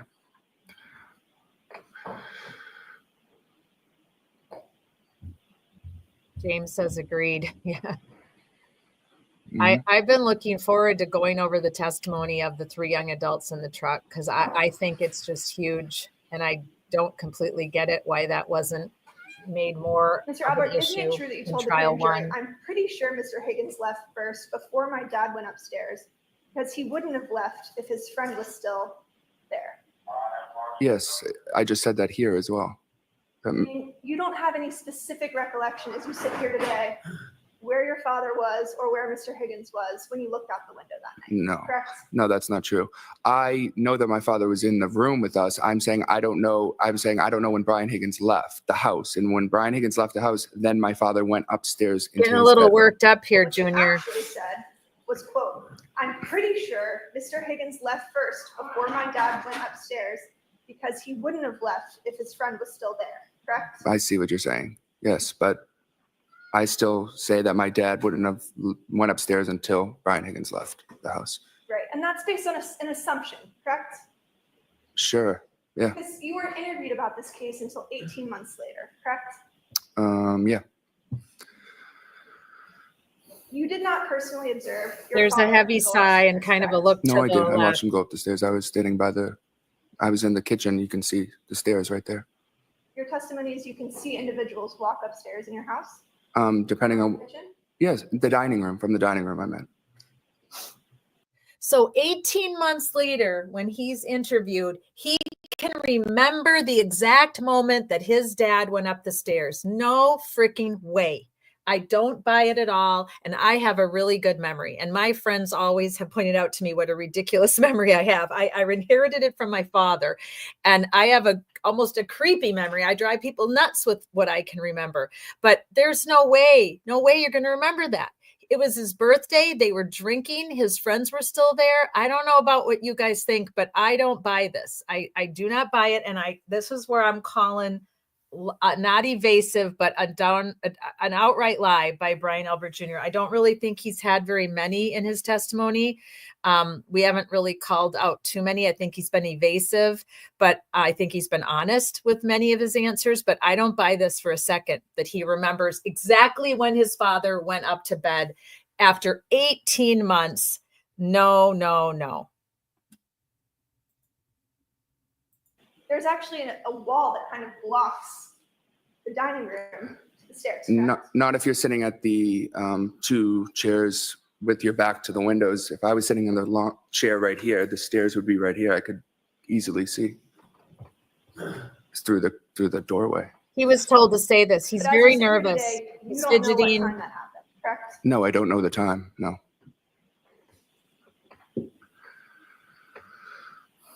Heavy sigh. Mr. Albert, I'd like to direct your attention to the morning of January 29th. Sure. Can you describe sort of how you woke up that morning? My dad just knocked on my door, and I woke up and opened the door. You didn't hear any dog barking? No, You didn't see any emergency vehicles? no, Didn't hear any ambulances? no, Didn't hear any screaming outside? no. What did you do once you woke up? I went downstairs. Did you ever look out the window? I don't recall if I did or not.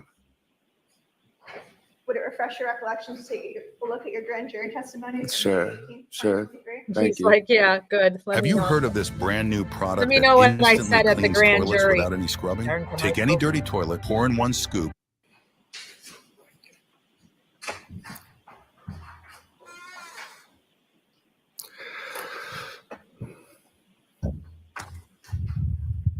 Tell Mr. Lally what page or something. It's lines 8 to 12.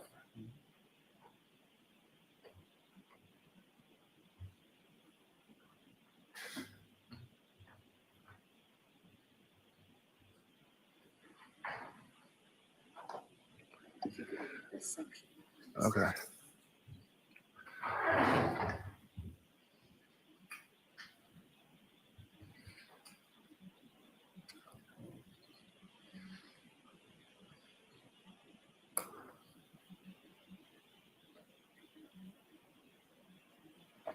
Yep. Is your recollection refreshed?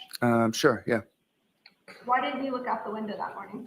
Well, I say here that I just would give me anxiety to look out the window. Is there a reason that you didn't want to look outside? I'm just an anxious person, and I got overwhelmed. I think most people would be overwhelmed in that situation. Did you say that this was kind of a new thing for you, for cops and police to be at the house? Yeah, that's never happened before. I've never had cops at or near my house. And it made you overwhelmed, correct? Yeah, I get overwhelmed easy, so. Mr. Albert, how many times did you discuss this case with members of your family before you spoke to the Massachusetts State Police on May 18th, 2023? I don't have an answer for that. I don't know how many times. Hundreds? We talk about it pretty decent. I mean, considering, yeah. What members of your family have you discussed this case with? My parents, my sister, occasionally my aunt, JJ, and Uncle Matt. Would you say it's been hundreds of conversations? Well, I guess you can, I mean, you'd have to split it up and quantify what conversations were about the actual case and what conversations have been the harassment we faced since then. And all of these discussions took place with you and members of your family prior to your interview with the Massachusetts State Police, correct? Great point, James. No, we've talked since then. Continued to speak with them about this case Not, since your interview. I don't know what you mean by this case. This case meaning the actual case at hand, or just the case about the harassment we faced? I'm talking about what happened on January 28th and January 29th. But there's really nothing to talk about those specifics. No, because we have nothing to say about that. We weren't part of it. Mr. Albert, you looked out the window multiple times on January 29th, correct? Twice, I think I said. You never heard any sort of commotion outside. No, You never heard screaming, yelling, or the screech of brakes in the front yard. no, You never saw a 220-pound man in dark clothes in the white snow on your front lawn. no, But you did see those tire tracks. I did. No further questions. Hey, Mr. Lally? No redirect, Your Honor. Sorry. No redirect. You all set? Hi, Mr. Albert. you are Okay, all no, set. wow, no redirect. I did not remember that. Well, I mean, overall, he seemed honest to me in quite a few of his the questions, the answers that he had, but there was definitely some coaching there. And, it's hard to completely say how nervous he is based on he has an anxiety condition, and a lot of us understand what that's like to have anxiety and how that would feel to be up there like that on the witness stand. So I'm sure some of it had to do with that, but there was definitely some answers that seemed invasive to me. And I really do believe that he lied at least once, maybe twice, because there definitely was some coaching there. There absolutely was. I don't know what you guys all feel, and please let me know on replay. Send me some notes on the replay chat box, your thoughts about it. But that's kind of my overall take on Brian Albert Jr. I mean, I feel bad for him. He had nothing to do with this. It wasn't his fault. He just is a person who lives in that house. He's related to everybody that's involved in this, and that's how he ends up on the witness stand. So it'll be very interesting to see what happens if we end up going forward with this case. So, all right, guys, I'm going to take a quick stretch break. We're going on into Tristan, and that'll be it for tonight. And then we'll look forward to next week when we get to Sarah and Julie Nagel. That ought to be good, because her testimony was really unbelievable. I did not play our intro music today because I just hopped right into it. So I'm just going to put our intro music on now in the middle while we take a quick stretch break before we go into Tristan's testimony. Let me put that up so people know what we're doing in case they join us here in the middle. I'm just going to put up, we're taking a stretch break. About 3 minutes. And we will be right back. Let me bring Tristan up. I want to do, if it's okay with you guys, I want to do a little bit of Tristan with Emily D. Baker, because I really enjoy, it's fair use. We won't use too much of her. I have another one pulled up too, which is just the testimony only, but I really enjoy her and I love her take on things. So we're going to bring her up. Let me remove Brian Jr. There we go. We will bring her up to the stage here with us for Tristan's testimony. And when we get back from our break, let me add her to the stage. Oh, no, wait. Hang on. Sorry, guys. I got to get rid of that one.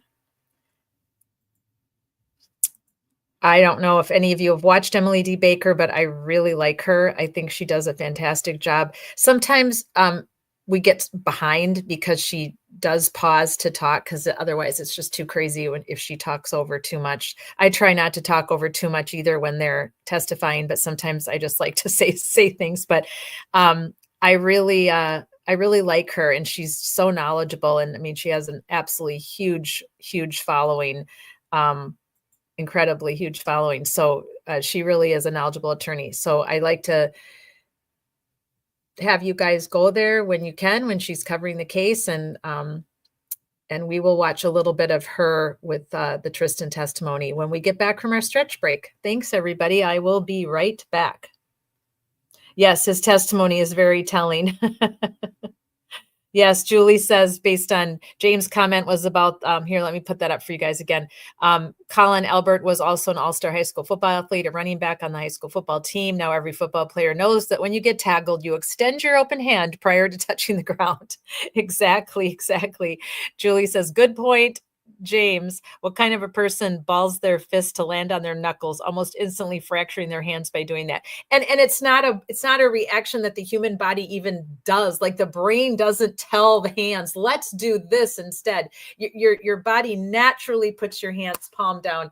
That was just so crazy. Well, we'll be getting to Brian Albert very soon. Actually, yeah, next week we'll have I think he comes right after the truck kids, the truck young adults. So we'll get to Brian Albert very soon. Okay, 3-minute stretch break. Thanks everybody for hanging in there with me. We're at an hour 38 minutes, so we're going right along. I will be right back and put up the rest of your messages, and I'll just play our intro music for now while I do my stretch break. See you very shortly.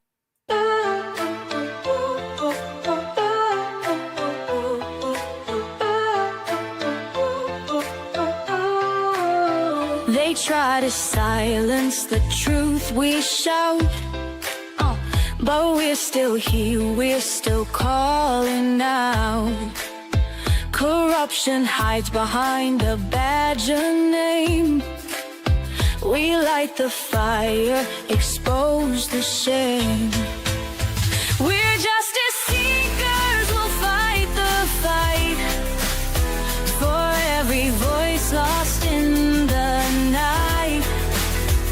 My life mattered is the cry we sing for the ones they tried to bury within. It's just us, we're a movement wide. Together we rise, won't run nor hide.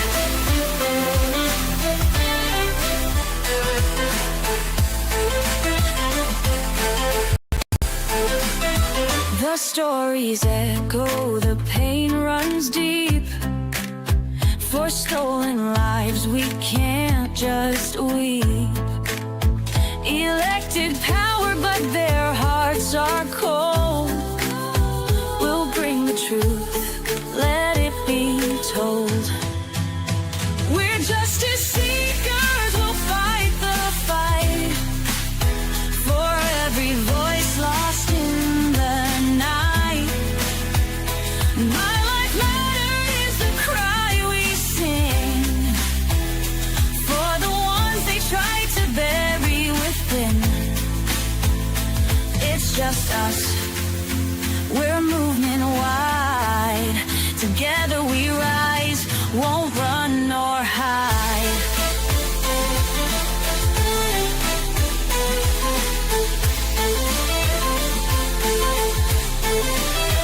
We're justice seekers, we'll fight the fight.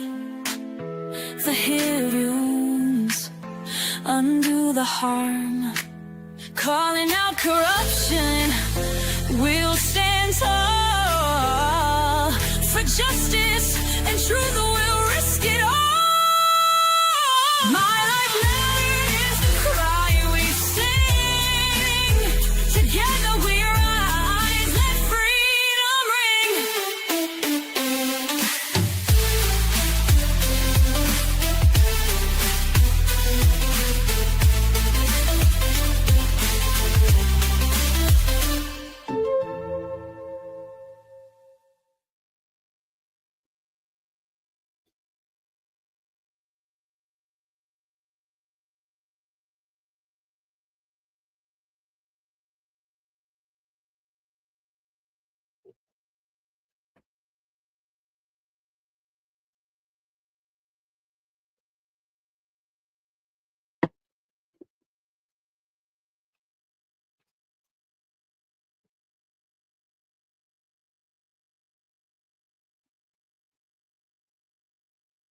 Okay, I am back. Let me catch up with you guys. James says, JM says that she was looking out of the front door, the main door open, looking through the glass storm door. Well, here in MA, the storm door immediately fogs up when it is open for a few seconds. Yeah, hey, good point there, James. That happens in Wisconsin too.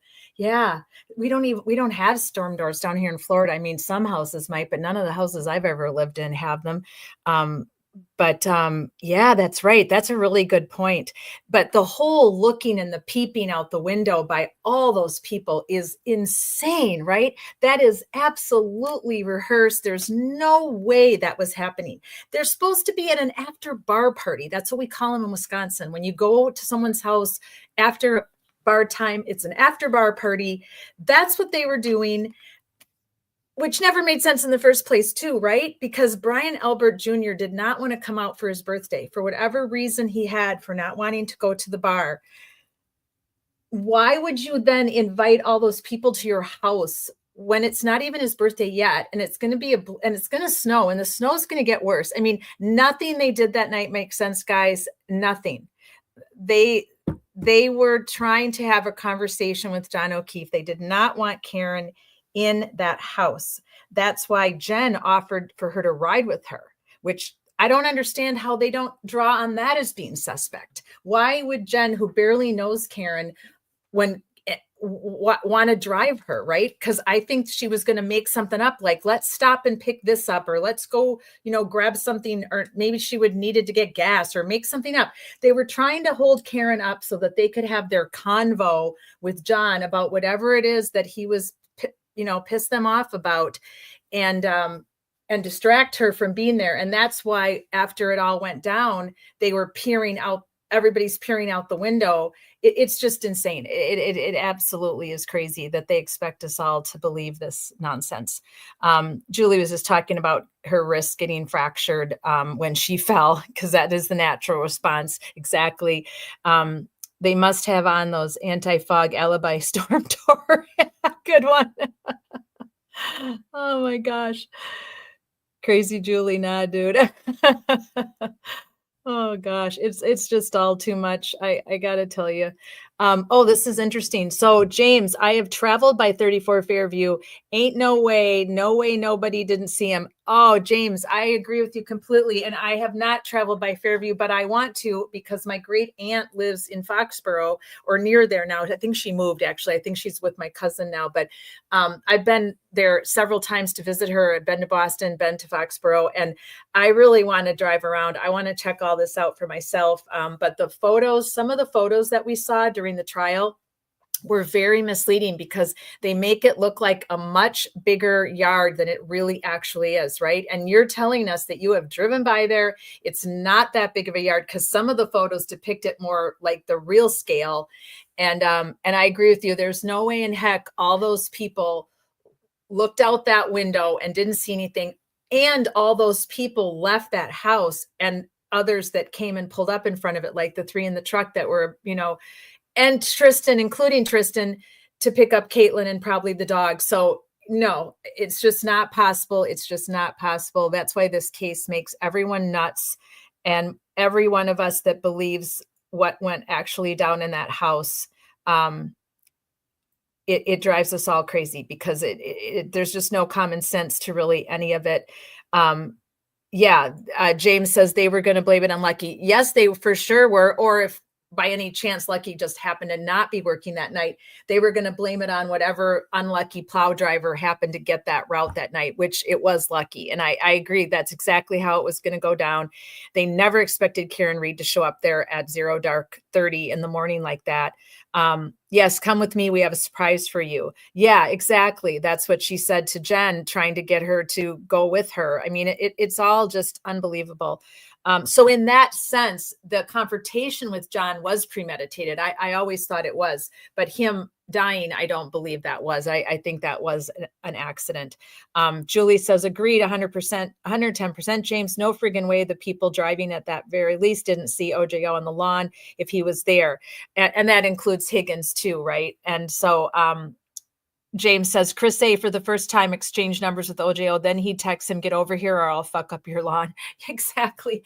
I am so amazed at how Chris Albert has been left out of all this, but yet I do believe he was an instigator to get him there and to get him to come out to the bar that night. They're all involved. I think Kevin Albert was involved as well. Yeah, very misleading. They were going to blame it on Lucky. I agree with you, James. Absolutely, they were going to blame it on Lucky. No doubt in my mind that was the plan. And I know some of the antis will say, well, who's going to kill someone and then put them on their own front lawn? Well, where else are they going to put him? They're not going to put him in their car. They're not going to drive him somewhere and put him out in a park or something. How would anybody explain how he got there, right? So yeah, that made the most sense at the time. Put him on the lawn and it's going to look like he got hit by a plow. His injuries could have coincided with getting hit by a plow. I mean, they certainly don't coincide with getting hit by an SUV backing into his elbow, but they probably could have made an argument that his head injury could have been from getting hit by a plow, right? The arm is a whole different story. They weren't planning on Chloe biting him. And now they've got permission, right, to bring in this dog expert trainer guy who's going to go up against Dr. Russell. But why doesn't he have to be voir dired? Why does Dr. Russell, with 40 plus years of experience in police work, ER doctor, medical doctor, trained professional, has written articles, why doesn't this dog trainer have to be voir dired? That makes no sense to me whatsoever. We didn't even talk about that, right?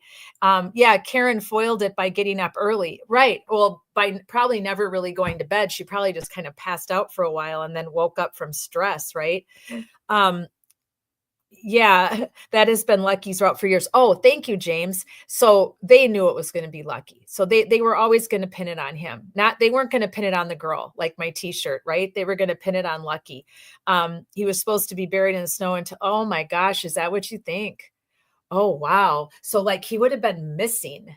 So then Karen Reed would have woke up and said, I can't find John, and he would have been missing. So you think that was their plan because the big blizzard was going to come in that day. Yeah, I think that's why they hate Karen so much, James, because she fricked it up for him. And it's unbelievable. You cannot write a book like this. You cannot make a movie about this. It's just you could never make this shit up, as they say, right?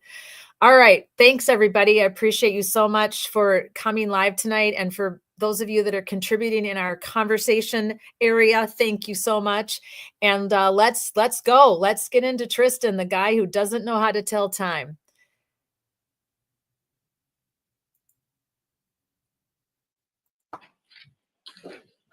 Tristan. There we go. Trying to get it right where he comes. There we go. Tristan Morris. I love Emily. She's the best. What witness number are you? Hold on. I forgot to carry over my numbers from yesterday. Witness number 29. 29. Who will be witness number 30? It's kind of nice to see somebody not in a blue or gray suit or black. Tristan's got his. Not mad with the purple jacket. Purple. Mute. Plum. More like plum. Okay, whenever you are ready, Mr. Lally. Did you go to the waterfall? What, if any, snow did you see? Were you at a high top table? Tristan Morris. Morris, Love Morris. And Mr. Morris, where do you live? Easton. And who, if anyone, do you live there with? Caitlin Albert. And what is the nature of your relationship with Caitlin Albert? She's my girlfriend. And you've lived together how long? Who have you been together? Roughly 8 years. Sir? And She's a lovely young woman, sir. We have questions. Well, let me ask you this. Do you work, sir? Yes, I do. And what do you do for it? I'm a union pipe fitter. And yes, Julie. long have you I think she did call an 6 years. audible. I agree completely. now, if I could turn your attention to the evening of January 28th. Yeah, James, his testimony is so lame. Early morning on the 29th. Do you recall that day? Early morning of the 29th. Yes. Also, Yes, they've been I do. dating 8 years, but they're like 24. I can't give them too much of a hard time. Friday and Saturday, I believe. They are 24. And on that particular Friday, what, if any, plans that you have yourself and your girlfriend, Caitlin Albert? For me, it was just an ordinary day. I went out and I met them for a drink. They're About 28? what time? So I'm going to ask you to keep your voice. I thought, Okay. you're right. They are 28. So you indicated you went out and met them. Who is that? More fair. My girlfriend, Caitlin, and that's all I remember. And Oh, that's right, 'cause the recall brother's where- 25. Where was it? Waterfall Bar and Grill. That's somewhere That's that you and Caitlin had been to before. Yes, multiple times. And do you have any idea what time that was on the 28th? I don't recall. And do you recall who, if anyone else, was there in addition to yourself and your girlfriend, Caitlin? No, I do not. Do you recall whether or not either of their parents were there? I don't remember. You're familiar with her parents, though? Is that fair to say? Yes, I am. You're familiar with the family. It's like, correct? I want to Yes, talk I am. about this none. And if you recall, about how long was it that you were at the waterfall that I couldn't estimate, but it wasn't that long.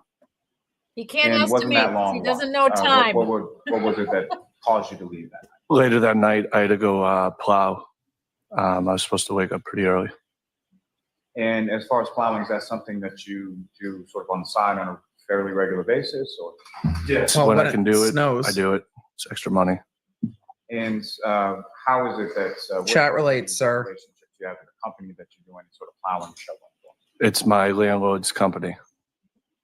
And is that, when you say plowing, is that sort of residences, businesses, or something else? All of those, residence, houses, anything, businesses, could be any of them. It could be a commercial. We're gonna lot, try. could be, We're gonna try not to go a different direction with this, sir. He's like, if it needs to be plowed, we got it. And about what time was it, if you know, that you were supposed to sort of be ready or on call to go out to? So we were waiting for the snow. I just had to be on call for 3 to 4 in the morning, just have my phone on standby and be ready to go. Just how it always is. Waiting for the snow. And so when you left, or when you went to the waterfall in Canton, at that time, was it snowing? I don't believe so. And when you left the waterfall to go home, why did you went home to rest? Is that fair to say? Yeah, I needed to sleep, yes. And when you left the waterfall to go home to Easton to get some rest or to get some sleep, was it snowing at that point? I don't remember. Rachel says, And I would very much like to be excluded from this narrative for 800, Alex. Plowing or shoveling early that morning. Who, if anyone, was contacted? What? Can you repeat the question, please? No, sir, it's a terrible After you question. went home to rest. Don't or repeat to it. get some sleep. Well, first of all, were you able to get any sleep? Barely. Because my girlfriend called me at 1:45 to pick her up. Easton, who, if That's anyone, right, Emily. was reaching out to Yes, my girlfriend. you. And so your girlfriend, Caitlin, was it calling, texting? How was she reaching out if you recall? I believe both. And about what point in the evening did you start to get calls or texts from her? I don't remember. And at some point, early based on those calls and texts, what, if anything? Can you elaborate? At some point, did you leave Easton and go back? He just Yes, I kills did. me. And do you have any recollection of when that was over the course of the evening or the early morning? No, I don't remember a time. Here's the thing, guys. He was at the bar till probably at least 11, right? 11:15. He wasn't home. It takes him 20 minutes. I think they said to get home from Canton, 20 to 30 minutes to Easton. So when Caitlin started calling him for a ride, because she did not want to stay overnight at her parents' house in a snowstorm, as she told us, she just wanted to go home, didn't want to get snowed in at my parents' house. He would have to have a little bit of a time frame, right? I mean, he's supposed to be plowing by 3 a.m. So Caitlin's probably calling him by between 1 and 1:30 a.m., right? So this is just so completely ridiculous and lame that he can't bother to even have any kind of a time zone whatsoever, time range whatsoever. And in relation to when you got, George, let me ask you this, as far as the calls and the texts that you received from your girlfriend, Caitlin, was that one or two, or were they repetitive? There was a couple different texts, yeah. That was me. And over the course of about how long a period of time? Was it all within a couple minutes or half hour, hours? I don't recall. And after receiving those, you went to somewhere in Canton, correct? Yes. And where did you go? 34 Fairview Road. Are you familiar with that address? Yes, I am. This could have gone I'm faster. familiar with it because at some point during the time that Caitlin were dating before you moved in together, she lived there, correct? Correct. And about how long a drive is that from where you live in Easton to 34 Fairview Road? 21 to 25 minutes, I would say. It's very specific. And do you recall what vehicle you were driving on that occasion? I do. I was driving a white Jeep Cherokee. And whose white Jeep Cherokee is that? Caitlin's. And did you have a vehicle at that time? I did. What kind of vehicle did you have? I believe it was a Ford Fusion. Fairly older Ford Fusion? 2012, yes. Yes, it was much So why disparaged. was it, She that called it a Taurus. your girlfriend Jeep Cherokee versus your older Ford Fusion? It drives way better in the snow. And so We've when you we've left, heard your apartment, the maligned Easton Ford. to drive to 34 Fairview in Canton, was it snowing at that point? It was. Do you recall? Hold on 1 second. Ms. Giannetti, can you? Thank you. Go ahead. So I'm sorry. So when you were driving from Easton, We could see the whole courtroom. We would have known what was going on. Snow had come down at that point. I don't recall. And what, if anything, do you recall about sort of the snow that was on the ground in relation to how you drove from Easton to Canton? I was very cautious. I was 10 and 2 the whole time. The phone might have been Yanetti's And phone. when you arrived at 34 Fairview, where did you park? I don't remember. Do you recall whether you parked on the street or the driveway, or? No, I don't know. I think we're up to When about you 7 arrived, counts of what, if I don't anything, did remember. you communicate to Caitlin? I just told her I was here. Was that through a text or a call? If you know. Text, it would be. You pull up at some point, park somewhere, text her your correct. He didn't just park somewhere where he parked And, actually mattered. At some point, she comes out of the house. Is that correct? Correct. Did you ever get out of the car or go up to the house or go inside the house or anything like that? No, I did not. And how much time was it between the time that you texted her that you were here to the time that she came out? I don't remember. We're up Long to at time or least anything 9 like now. that? No, it wasn't. And when she comes out, do you recall sort of With the dog. where within the front of the house she came out? No, I don't remember. You're familiar with 34 Fairview, though, correct? I am.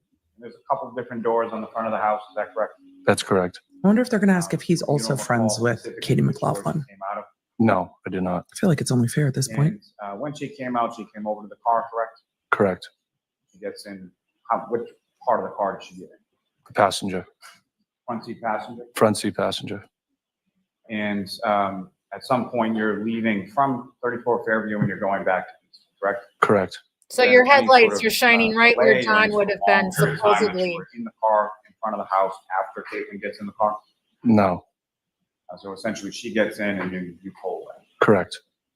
And when you pull away from the house, where do you recall which direction you went into to go back? I went up Fairview Road. And so up Fairview Road. Literally how I describe directions. Chatham, is that correct? Past the flagpole.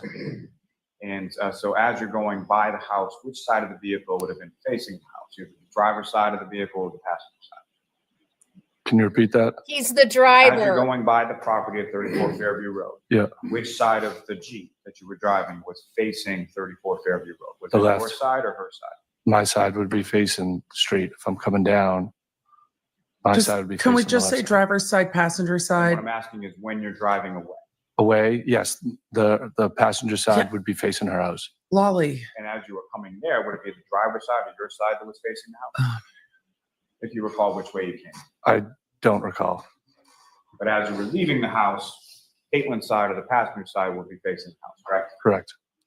And as far as the snow that's coming down as you're driving away, what, if anything, did you have to do with regard, or what, if anything, did you do with regard to the vehicle? Did you turn anything on or anything as you were driving? No, I did not. So did you have a defroster on?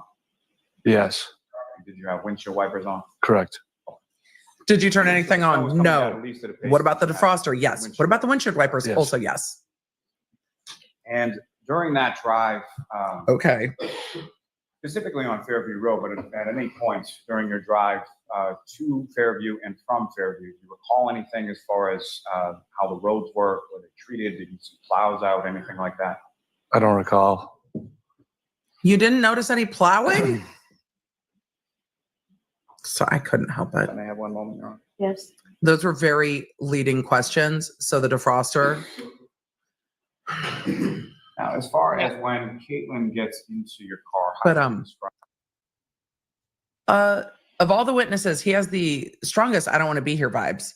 I don't know. what That's happened for to Steve, sure. though. That is for sure. Correct. I love her. cars if they're He does not Nope, want that's to be the there. that's the base feed. Not.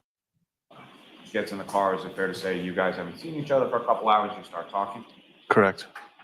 And so when you're talking, you're driving, she's in the passenger seat, is that correct?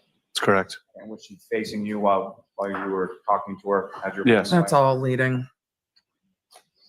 And he's not going to remember that, right? Thank He can't remember jack shit. Thank But All he leading. remembers Caitlin This was man does facing not him wanna when be they here. were talking. Come on, At all. Lily. Morning, sir. Good morning.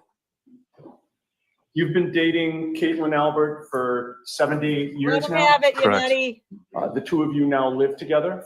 Correct. Are you still living in Easton? Did you go to Yes. Canton High How School? long have you lived together for? 3 years. That's what I just said to When myself, you first Dave. met her, where was she living? Canton. Where in Canton? 34 Fairview. Oh, Fred's now watching the trial. She was living there with her parents at the Good time? job, Fred. Correct. Brian and Nicole Albert? Yes. You met her parents, Brian and Nicole Albert, several years ago, correct? Correct. You've met all of Caitlin's siblings as well? Correct. You've spent time at their house? Yes. You've spent Yeah, I holidays got with you. them? Yes. And you've been over there on weekends, correct? Yes. It's fair to say that over the last 7 or 8 years. Yes, we've been here 84 you've years, been Chad. They've been dating with 78. The Albert family quite a bit, correct?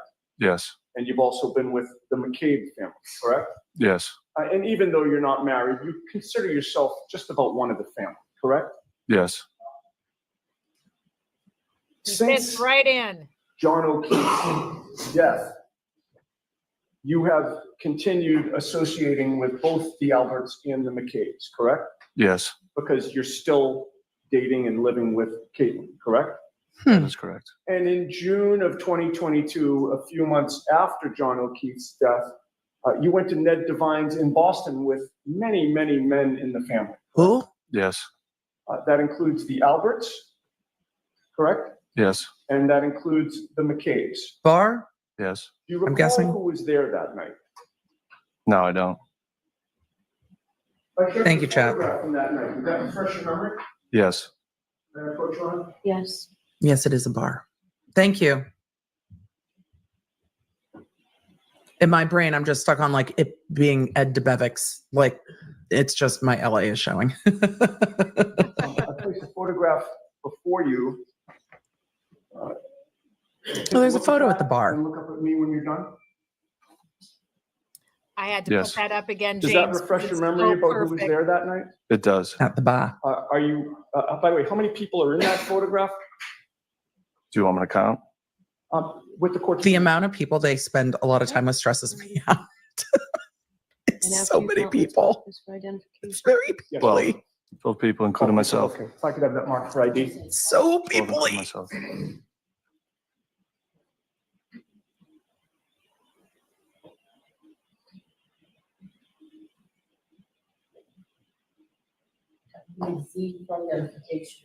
Thank you. Madam Court Reporter. She's so great.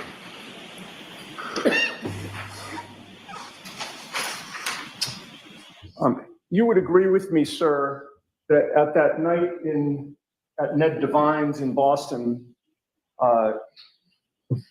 everybody there was, except for you, was either an Albert or a McCabe? Yes, that's correct. And the photo that you or somebody decided to take was all of you with your fists clenched, correct? Objection. Sustain. They were all standing there like this, Yep. Did you They were. clench your fists that night? Objection. or were they like this? I have a question Did all about of the the Alberts and fists. McCabe's clench their Objection. fists that night? Sustain. That photo was posted to social media, was it not? Yes, it was. And it was posted by somebody named Kevin Reardon. I might need to find another feed in a minute. My girlfriend's cousin. He's actually, But which of the cousin group chats is that cousin in? the son of one of Nicole and Julie Albert's sisters, correct? Yes. And you've met him as well, correct? Okay, that's it. That's it. That's it. Okay. He's gonna shake his fist at this attorney in a second. We're gonna get full Shakespearean. It's just gonna, I shake my fist at you. I'm going to switch feeds real quick.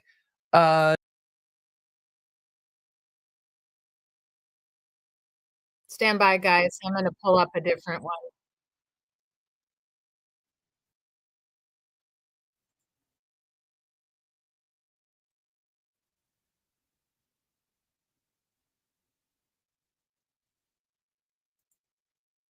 I forgot she had a feed issue halfway into his testimony. I've got another one though on standby in case we had any trouble. So let me pull that one up.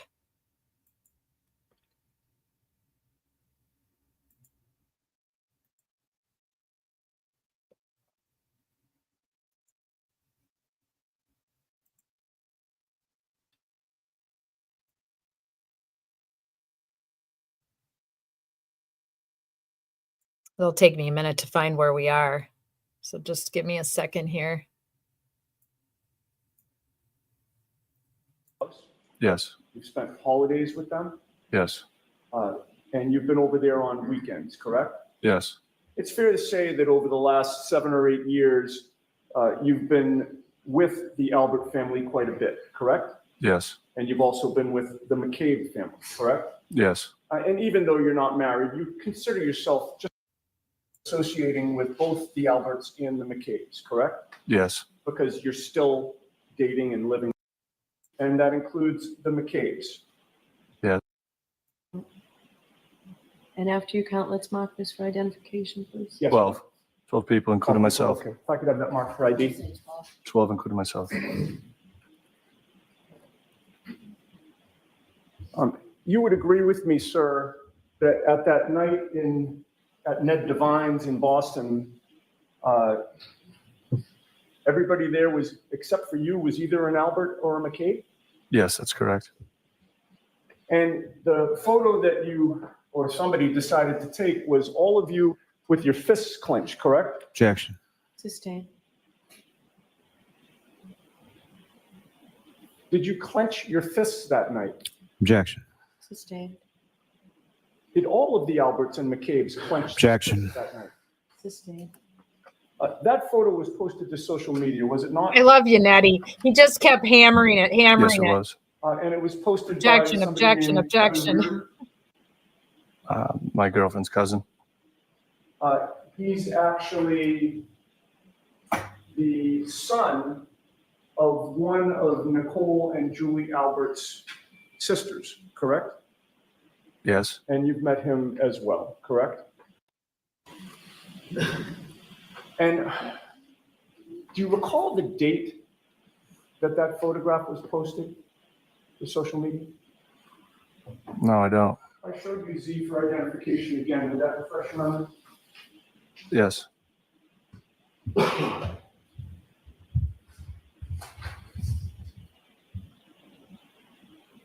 And having, I'll take it back from you. You've had a chance to look at it. Yeah. Having reviewed Z for identification, does that refresh your memory as to the date of the posting of that photograph? Yes. Were you aware at that time that, and by the way, what date was it?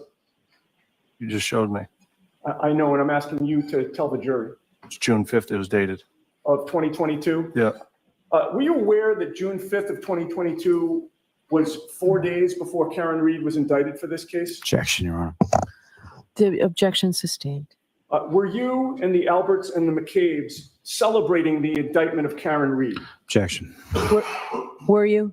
Yeah, that's a valid question. You've never testified before any grand jury regarding this case, correct? I haven't. You've never testified previously in any hearing regarding this case, correct? I haven't. You were at 34 Fairview Road in Canton at 1:45 in the morning or about 1:45 on January 29th of 2022, correct? I don't remember the time. Was it wildly different than 1:45 in the morning, or was it somewhat close to that? I'm not going to make up a time. I don't remember. Was it 9 p.m. Not going to on make the up a 28th? time because you don't know time. I don't remember times. So if I asked you I don't if remember you were there times. to pick up your girlfriend Caitlin at 9 p.m. on January 28th, you couldn't say if that's true or false?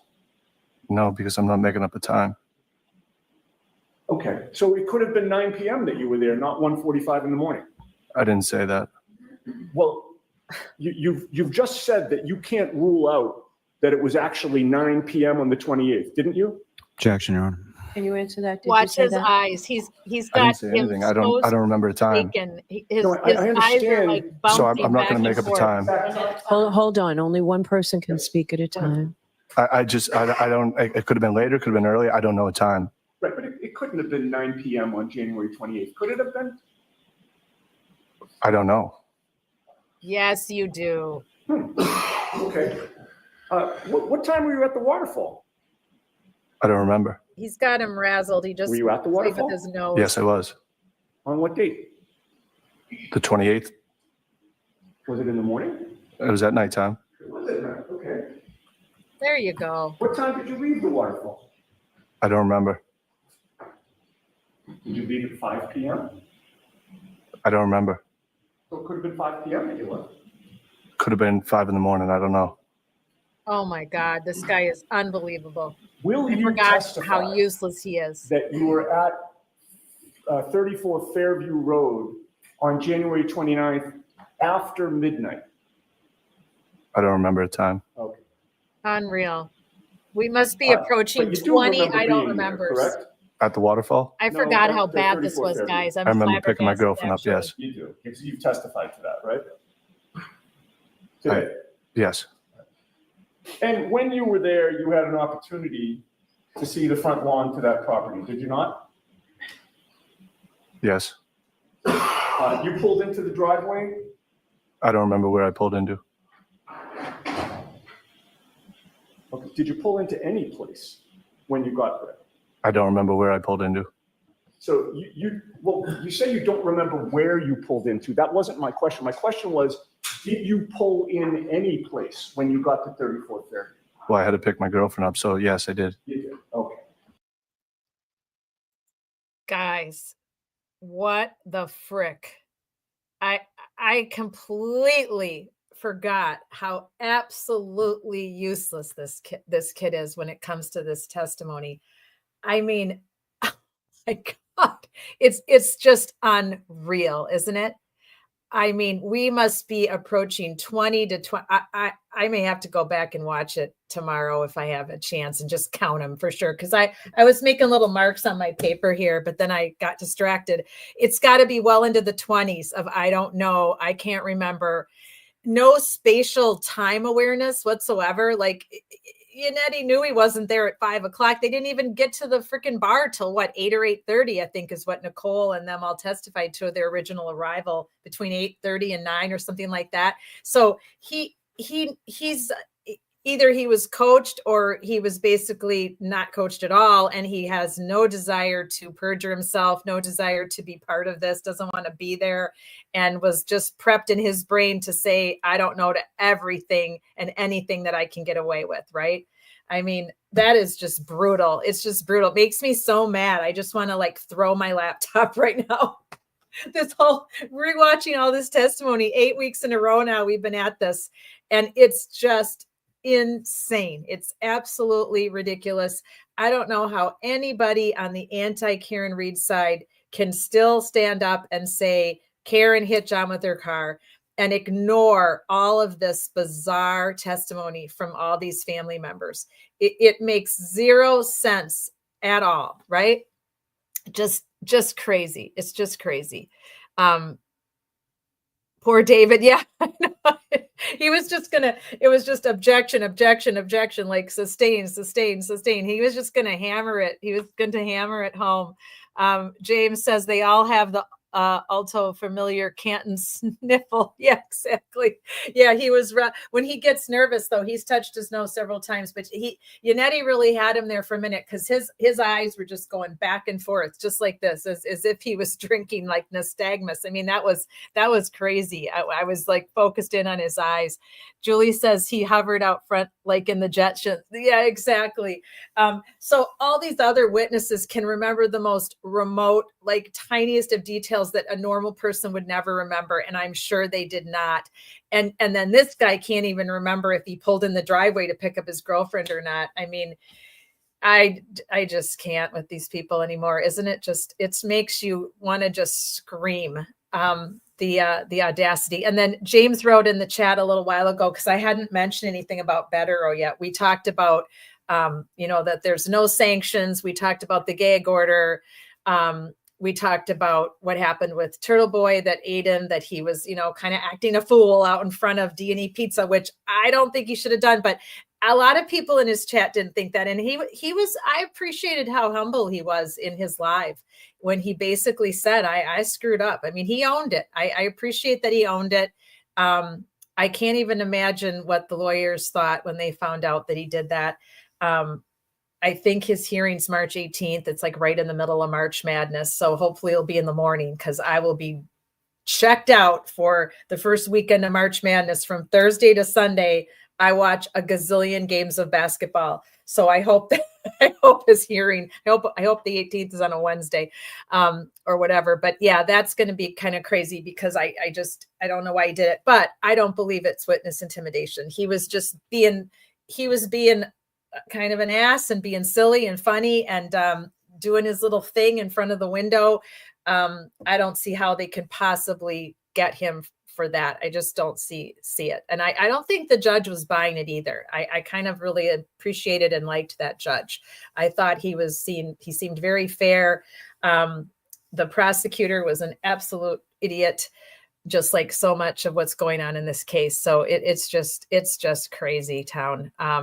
Crazy Canton, Clown Town, as Colleen has labeled it, with all of her crap. Hopefully we'll have her back on the show. I know she's friends with Nurse Kim now, and they've been doing a lot of live streaming together, but I have invited Colleen to come back on the show. She was with us, our first live show in January 2nd, and told us all about what was going on with her and their business and her boyfriend's business and these officers abusing their power. So I'd love to have her back on if she has time. We will definitely, she knows she has an open invite, so hopefully she'll join us and can give us a heads up on that.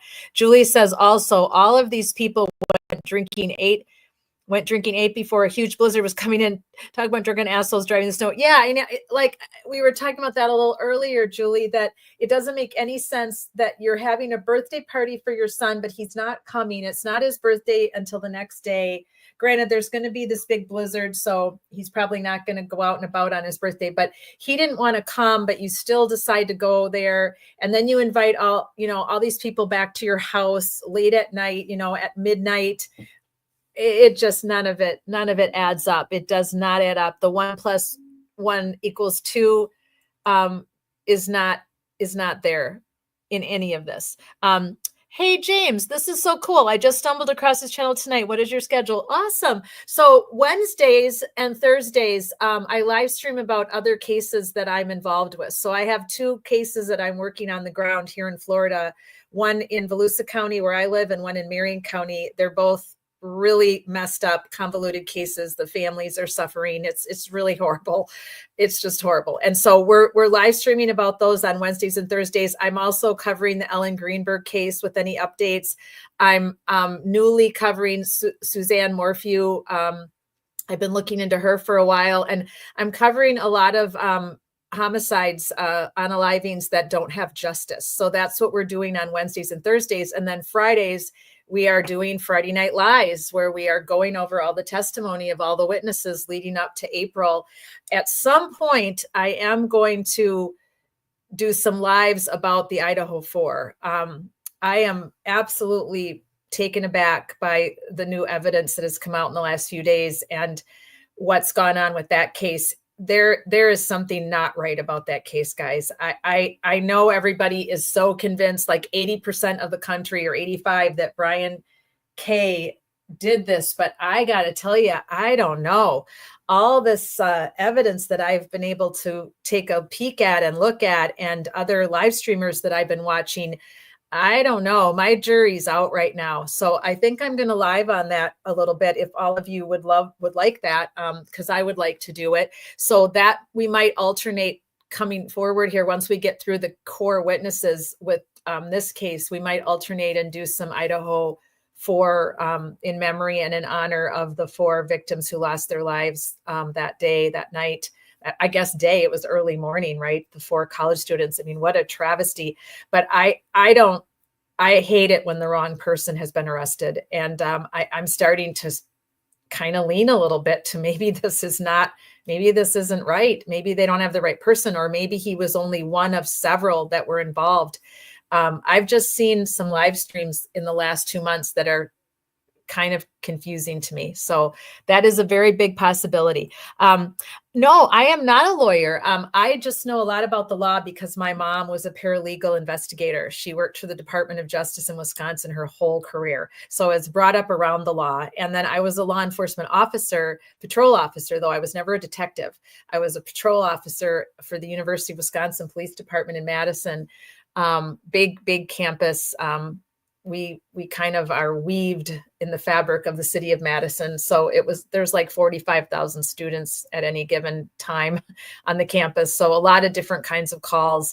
And then I have a master's degree in social work, and I've spent many years working in domestic violence shelters and helping families get justice for domestic violence homicide. So that's my background. My early years was journalism. So this live streaming that I'm doing and working on these cases with the families is like a dream come true for me in a way, because I get to help people and I get to help hopefully solve their cases when I can. If I can't, at least I can advocate for them to be solved. And I get to use all three of my degrees and my experience, which it gives me a lot of satisfaction. And I've met so many amazing people. I've met so many amazing family members, and all of you. You guys are fantastic. Those that join me live and that watch me in replay and reach out to me on social media, Twitter X, all my DMs, my PMs, all the fun acronyms that we use are open to all of you if you ever have any questions. So please, please come back. Oh, thank you so much. I really appreciate it. Oh, well, thank your son for his service, and please tell him to watch his back and take care of himself. And I appreciate all of you that support me, and especially my cases here in Florida. They really need your support.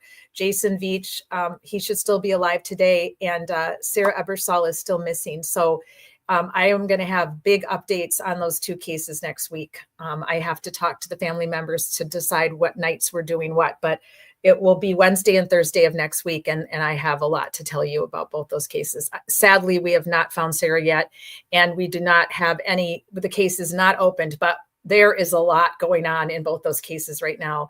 And I actually had a 20-minute conversation with the sergeant from Marion County. Finally, guys, after all these months, I finally got to talk to somebody from Marion County, and he was super respectful and kind. And I learned some very interesting tidbits that he told me I am allowed to share.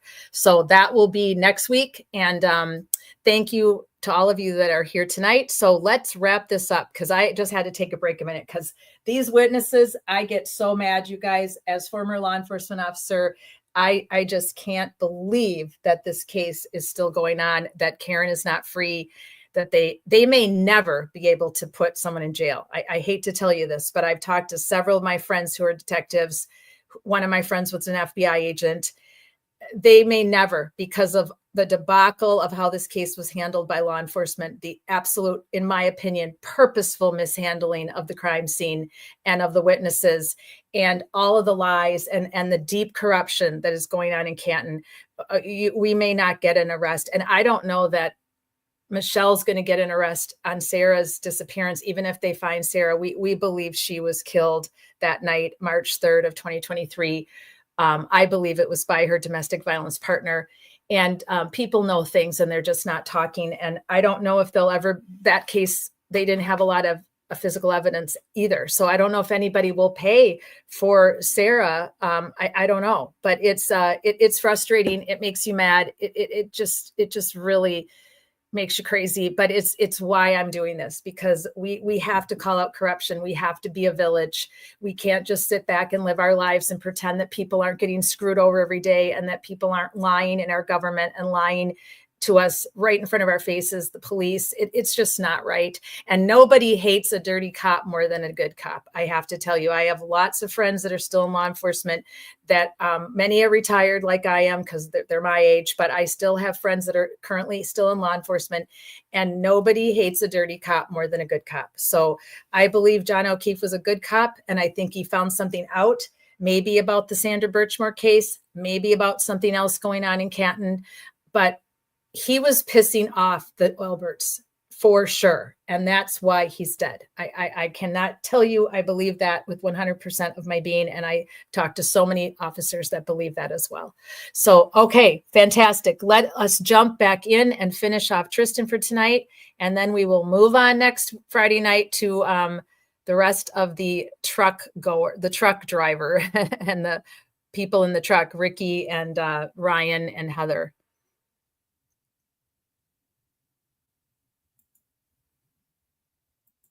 Was there any place other than the driveway to pull into when you got to 34 Fairview? No, So it had to be the driveway, right? must have been. All right. When you pulled into the driveway, you waited a period of time for Caitlin, correct? Yes. And how long a period of time was that? I don't remember. Was it more than a half hour? No, Was it more than 10 minutes? I don't remember. It could have been more than 10 minutes. Probably wasn't. And when you say it probably wasn't, that means it probably was less than 10 minutes, correct? I don't remember the time. pour you, Natty. During that time Guy, that he you were just waiting won't for quit with I don't Caitlin to come out remember. of the house while you were in the driveway, Oh, there we go. there rubbing was our nose nothing again. obstructing your view of the front lawn, correct? Nope. All right. Nope. Nope. Not And, obstructing my view. Shifting gears for a second, this was on January 29th of 2022, correct? Yes. And ultimately, you did pick up Caitlin and take her back to Easton, correct? Correct. On January 29th, at any point that day or night, Trooper Michael Proctor never interviewed you, correct? Correct. Nor did he interview the next day or the day after that, correct? Correct. Or the month of February, correct? Correct. Or the entire year of 2022, correct? Correct. Or the entire year of 2023, correct? Correct.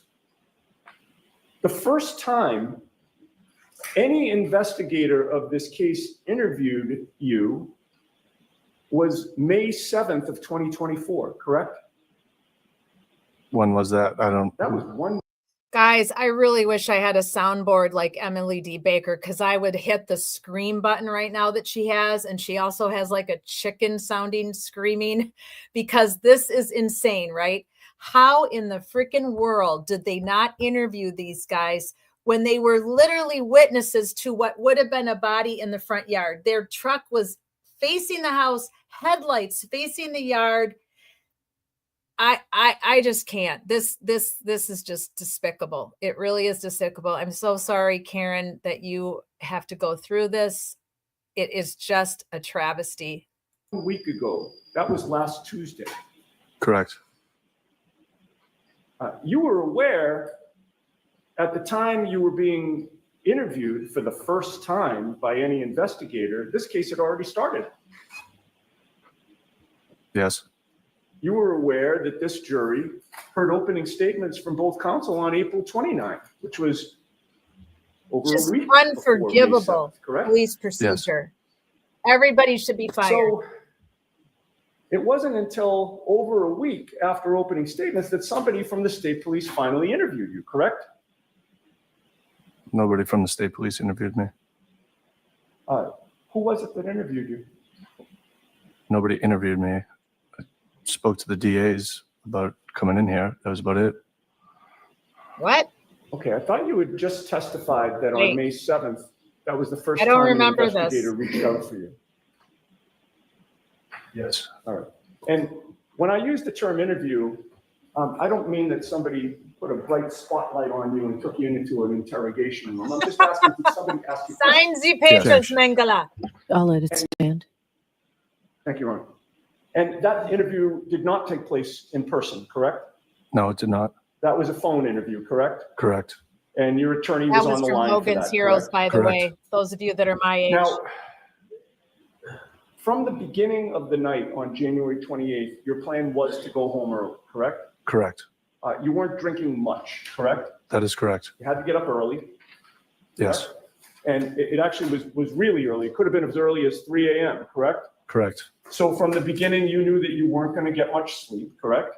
Yes. And if you were going to get any sleep, you couldn't stay at the waterfall all night, correct? That is correct. So you left early. Yes. And you planned to go home, get whatever rest or sleep you could get, and then wait for the call to go out plowing, correct? That is correct. The plan from the beginning was not for you to leave the waterfall, go to Easton, and then drive back from Easton to Canton to pick up Caitlin and then take her back to Easton so that you could wait for the call for plowing. That was not the original plan, correct? No, it wasn't. No, of course it wasn't. Guys, this is interesting, right? So maybe, and I'm just thinking out loud, maybe the reason why they never interviewed Heather, Ricky, Ryan, because they knew that their testimonies could clear Karen Reed, right? Let's go back. They were driving to the house at the same time. They met. Ryan testifies to this, and we'll get to him next week. He saw a black SUV and he let them go ahead of him. So they're coming they're like this. They both are going to be turning the same way. He lets Karen go ahead. So again, it had to have been moments that Karen Reed had pulled up in front, just enough time for John to get out, run up. It's cold. He doesn't have a coat on. He probably jogged across the yard, went right into the front door, or maybe the side door. I don't know which one. I don't remember which one Karen says, but it wouldn't take that long. What maybe 5-6 seconds, right? Just enough for as they're coming down the street and they pull behind her. They knew this. They knew that all went down. They did not want to interview them. They didn't want their testimony. I can guarantee it. This has to be connected somehow, that they purposely did not interview because they knew the timing of this somehow, the timing of them. It's just so much fuckery, disclaimer, borrowing that from James Jackson and JFK, that it literally hurts my brain. It literally hurts my brain. And I agree with you, James. We know that he reported drug activity in the neighborhood that included Colin Albert's friend. Maybe D&E sells something other than food, or he uncovered a sex trafficking ring in Canton or something. Yeah, I agree with you. John knew something he wasn't supposed to know. And Kevin Albert knew he knew it. Chris Albert knew. Brian Albert knew. They all knew. There's just no doubt in my mind about this. It's just really sick, right? It's just sick. All right, back we go. Thank you guys for all your contributions tonight in our chat area. So I apologize, Ron. I withdraw that comment. But the plan changed, correct? Yes. And that was because you heard from your girlfriend, Caitlin, correct? Yes. And I'm going to ask you a question and hope I get an answer. Do you recall what time it was that she contacted you? No, I don't recall. Oh, Yannetti, gosh. Did anybody instruct you not to Is Yannetti talk married? about any times that anything happened? Absolutely not. He's got to be close to my age. How did Caitlin contact you that night? Via text, via phone. And you were in Easton when she did that, correct? Yes. She was at 34 Fairview? Yes. And by the way, the snowstorm was no surprise to you that night, right? No. I mean, that's why you were waiting to plow, correct? Yep. Yes. That snowstorm had been That's my forecast. side job. Yes. And it had started snowing by midnight, correct? I don't remember when it started snowing. But for some reason, Caitlin now needed to get picked up before you went plowing, correct? Yes. God forbid she gets snowed in at her Despite the fact parents' that house. You had to get up potentially at 3 a.m. You now had to make the trip back and forth between Canton and Easton a second time, correct? Yes. And you considered it to be important enough that you agreed to pick up Caitlin despite the changing plans, correct? Correct. All right. Now, when you pulled into that driveway, you at least temporarily parked in the driveway waiting for her, correct? Yes. What other cars were in the driveway at that time? I don't remember. What side of the driveway did you park on? I don't remember. After you parked, you texted Caitlin to tell her that you were there, correct? Yes. And you previously testified that you don't remember how long it took for her to come out of the house, correct? I don't remember. And I started to ask you, and I'll just finish that line of questioning, that at that point, the front lawn of the house was to your left, correct? It would have been, yes. Right, and there were no obstructions between you and the front lawn blocking your view, correct? I wouldn't be staring at her grass, so no. Okay. I didn't ask you where you were staring. I was just asking if there were any obstructions. Okay, yeah. And the answer to that question is? No. Was snow starting to accumulate at that time? I don't remember. You recall if there was any snow on the ground? Yes, because I was driving cautiously. And against that white snow, did you see a black baseball cap? Absolutely not. And as you sat in that driveway, you also did not see a black sneaker? Absolutely not. And you also did not see 45 pieces of red plastic? No. Or even one piece? No. And you certainly did not see a 6'2" man on the lawn of your girlfriend's parents' home, correct? No, I did not. You saw nothing unusual in that front area of the lawn, correct? No, I did not. Caitlin got into the Jeep. Correct. The plan was for you to drive the Jeep back to Easton with her, correct? Yes. You backed out of the driveway, correct? And you turned the rear end of that car toward Cedar Crest, correct? Not towards Cedar Crest. I was going up the hill. So it should Okay, be favor. if I suggested to you that going up the hill would take you towards Chapman, does that make sense? Yeah. Okay, and the other end of the street was Cedar Crest, right? Towards that way, yes. Okay, so the rear end of your car was towards Cedar Crest and you were facing up the hill towards Chapman, right? Yes. All right. That would have meant that you were driving your vehicle past really the entire length of Brian Albert's front lawn, correct? Yes. And the front lawn would have been on Caitlin's side of the car, correct? Bingo, James. I had to step out a second and grab something And I you want to drove show past you the guys, flagpole but that you're yes, familiar and no with, white correct? Jeep. Yes. And as you drove past that entire front lawn, you never saw any of the things I previously asked you about: the baseball hat, the sneakers, the pieces of red plastic, or a 6'2" man, correct? I did not. You saw nothing out of the ordinary, correct? Correct. And you saw no tire tracks in the snow leading to the Albert's front lawn, did you? I did not. You didn't see anything that would lead you to conclude that there had been a car crash there, correct? Absolutely not. Sustained. No further questions. Thank you, Ron. Hey, anything, Mr. Lally? Just briefly, Ron. So just before we get to Lally, a friend of mine gave me this, well, she loaned me this hat because of all the fuckery disclaimers going on in this case, because I told her about it. And she loaned me this hat. I hope I don't get a strike for this, but I don't care. I'm going to show you guys anyway. Hopefully I won't get a strike, but we'll see what happens. Okay, there we go.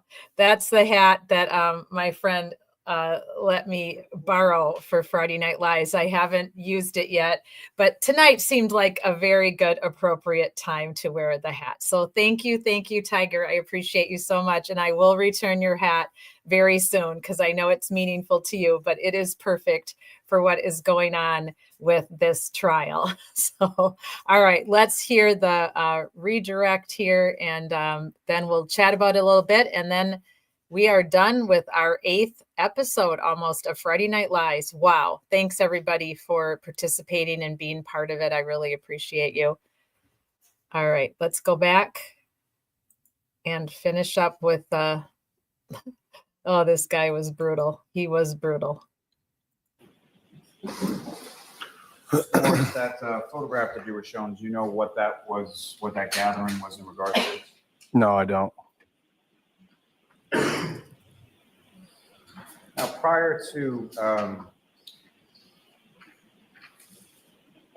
you leaving the waterfall, or during the course of any of the texts or phone calls that you received from Caitlin, was there any sort of reason that was discussed as far as picking her up and bringing her to Easton before you went off to plow? Can you repeat that? From your discussions with Caitlin, what was the reason that you went back to 34 Fairview to pick her up and bring her home? Objection. We'll allow it. Why'd you do that? Well, she's high maintenance. I didn't really want to have to deal with her. Oh my God. Even Average, look at that Yes. court reporter was even trying not to laugh. Want to get snowed in? I'll allow it. Now, Oh, I wish I could have seen Judge Bev's face. Night, you were cautious and your hands were attentive to. Is that right? Absolutely. So as you're driving past your girlfriend's parents' house, Hands are was there any attended reason? to. Excuse me. Was there any reason for you to direct your attention to the front lawn area of their home? Absolutely not. Nothing further on. Okay, you are all set. Oh my God. If I ever have to listen to him again, I'm going to have to take a Valium. Unbelievable, this guy. Unbelievable. What the heck, right, guys? What the heck? Oh my God. Julie, craziest person, such an asshole. Oh my gosh. Oh, hang on. I got to go stop it. Give me 2 seconds to go.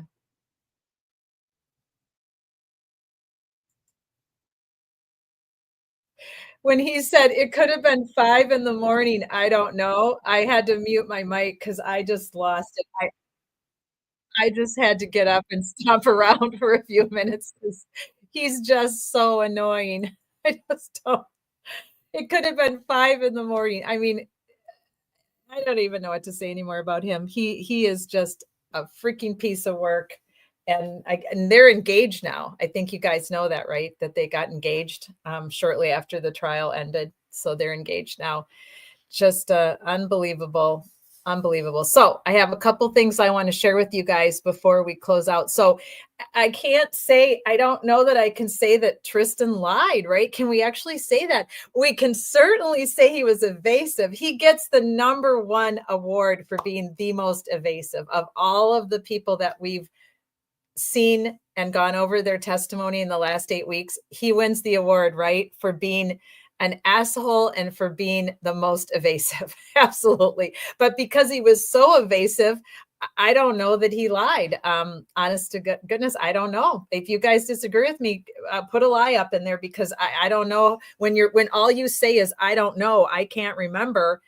I don't know if we can tag him for lying, but we can certainly tag him for the evasive, best evasive of the year award for sure. Okay, stand by a second. I'm going to pull something up I want to show you guys. So I have to end that presentation, share screen, and start a new one. Takes me just about a second to do that because I would like to show you something that he's not my friend, but an acquaintance on Twitter X, who most of you know who follow the case, Joe Flipperhead. He does some amazing videos on Twitter X. He doesn't live stream, but he puts together he's just very talented, and I appreciate him a lot for the content that he shares on Twitter X. I'm not sure if he's on Instagram or not, or Twitter, or the TikTok, as I call it. I am not on the TikTok. But anyway, I wanted to show you this. So you'll have to let me know if you can hear it. Let me try to put it. Oh, no, I made it smaller by accident. Stand by. This is actually sharing Twitter, so I don't think I can make it a lot bigger because I'm on that Twitter platform, but let me try. Let me see if I can do it. No, that won't do it. Oh, here, let's try this. There we go. All right. All your asses. That I was going to beat them up. Actually, you didn't say beat them up. You said, I'm going to beat your ass, didn't you? Yes. I promise you, I'll fuck you all up. What did you mean by, I'm going to fuck you up? Pull up, bitch. Bang, bang, the bang, bang. Pull up, the bang, bang, the bang, bang. Pull up. Yes. To ball up your fists and beat the shit out of them. Objection. Can you answer that? Will you answer that, please? Yeah, can you repeat the question? Probably shouldn't. You're a bitch, bro. You indicated you're a bitch. That's bro. the video from Inside D&D Pizza. Yeah. In the There's second Aiden video, in the window doing said, his witness intimidation, as they're fuck calling it. you a number of times. Clean cold, boy, you be knocked out. KO. Bang, bang. And then you said KO, bang, bang. Right? Correct. And he KO actually means said Turtle Boy will knockout. be knocked out. He actually And did what does say bang, that. bang mean? The bang, bang threat made before or after the Advantage Boys. I'll call this bang, bang. Seriously? I will fuck you up. I will beat your ass. I will fuck you up. Pull up, bitch. Jackson is the king. I will beat your ass. I will fuck you up. Objection. Objection. I thought that was pretty brilliant. Thank you, Joe, for letting me show this. Anybody who isn't on Twitter X, it's worth it to go on Twitter X just to watch Joe Flipperhead's content. He's super talented. So I wanted to share that with you guys. One more thing too, and let me grab it for you. Hang on a second.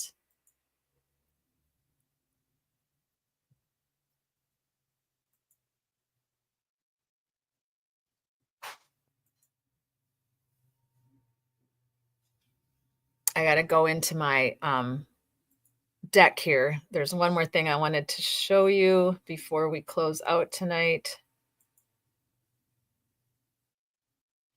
I just wanted to show you a little bit of what the other side is live streaming, because I have to be honest, I do not watch them. I don't watch any of the live streamers. I don't watch King Peters. I don't watch anything that Yellow Cottage Tail. I won't watch him. I just won't. But I ran across this today. So let me pull this up for just a minute. I got to pause it so I can share it with you guys. Because sometimes it's good to know your enemy, right? It's good to know what your enemy is saying and what they're up to.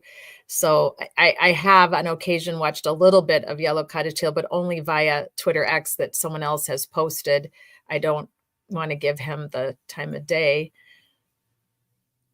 All right, can you guys see it? Yep. All right, let me go back and try to make it bigger for y'all. There we go. No, it was in an accident. Officer John O'Keefe, who was off duty, was found dead on Fairview Road yesterday morning. She was stabbed at least 11 times in her head, her neck, and her throat. Who does live here? It's your place? You're a normal kid who killed your parents. We actually don't have like crosswalks. Kitchen's a bloody mess.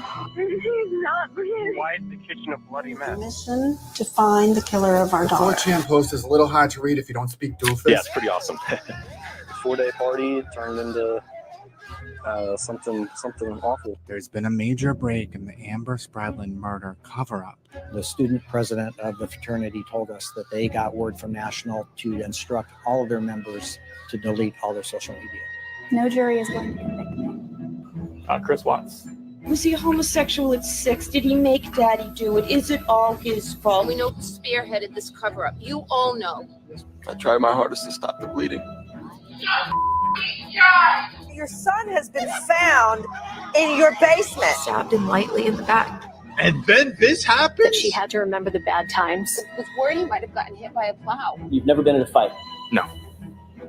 They got him wide open. His whole stomach's open. It's just the internet. Relax. Do you know what tears look like? I do not think that having an affair is a motive to murder someone. Karen Reed is 1,000% guilty. I didn't magically get powers to remember things from the past. If you have anything that you want to tell us. I do not believe any jury will ever convict Eric Menendez of first-degree murder. Falling from a moving vehicle as pedestrian, maybe being pushed out. It could also arise from an attack. Are you the killer? No. That's a cop killer right there. I was saving body parts such as skulls. John's dead. Top of his hair was scraped off his head. And she said, Google hypothermia, Google how long it takes to die in the cold. Surprised he doesn't just take out a rifle in the courtroom and shoot him. I hit him. Oh my God. All of a sudden I'm kidnapped and something's gonna happen to me. Constant phone calls. Seriously, what do you want with me? Did you ever say I hit him? I hit him. I did not. I said I hit him It was several times. because he's dead. Karen, we saw you outside of my sister's. Did you murder your wife? No. I couldn't leave the house without people taking pictures of us. Just like a lot of harassment. Well, then go to the cops, for Christ's sake. Did you have anything to do with the death of Jean Bonnet?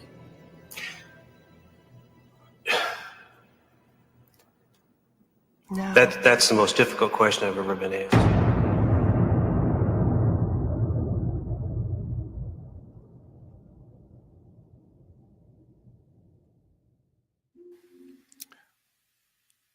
Happy Thursday? Is it Thursday? Happy Thursday. Well, what an interesting week so far. An interesting week for justice, maybe not. Things don't always go the way you expect, but I think what we know so far from the Karen Reed side is that the dog bite expert, the prosecution's dog bite expert, the one that actually has like a ton of videos on YouTube and things talking about dog behavior and dog bites and all these things, he's going to be able to testify He's going to be able to testify against the dog bite quack who saw dog bites when. How dare this young man call Dr. Russell a dog bite quack? This really ticked me off. This woman has more credentials, more knowledge, more education, more experience than probably anyone most of us know. She deserves to be an expert witness. And for somebody in his age bracket to call her a quack after everything that she's done, be a police officer in the 70s when women were barely allowed to even have a credit card, and then go on to be a medical doctor and literally dedicate her life to saving people. All the people, this is where I go off, all the people that disparaged Dr. Russell in the last month or two on Twitter X and Facebook and everything else who are anti-Karen Reads should be ashamed of themselves. You don't get to just pull on somebody because you don't agree with the narrative that is a good person, who's an honest person, who wanted to come forward and help out.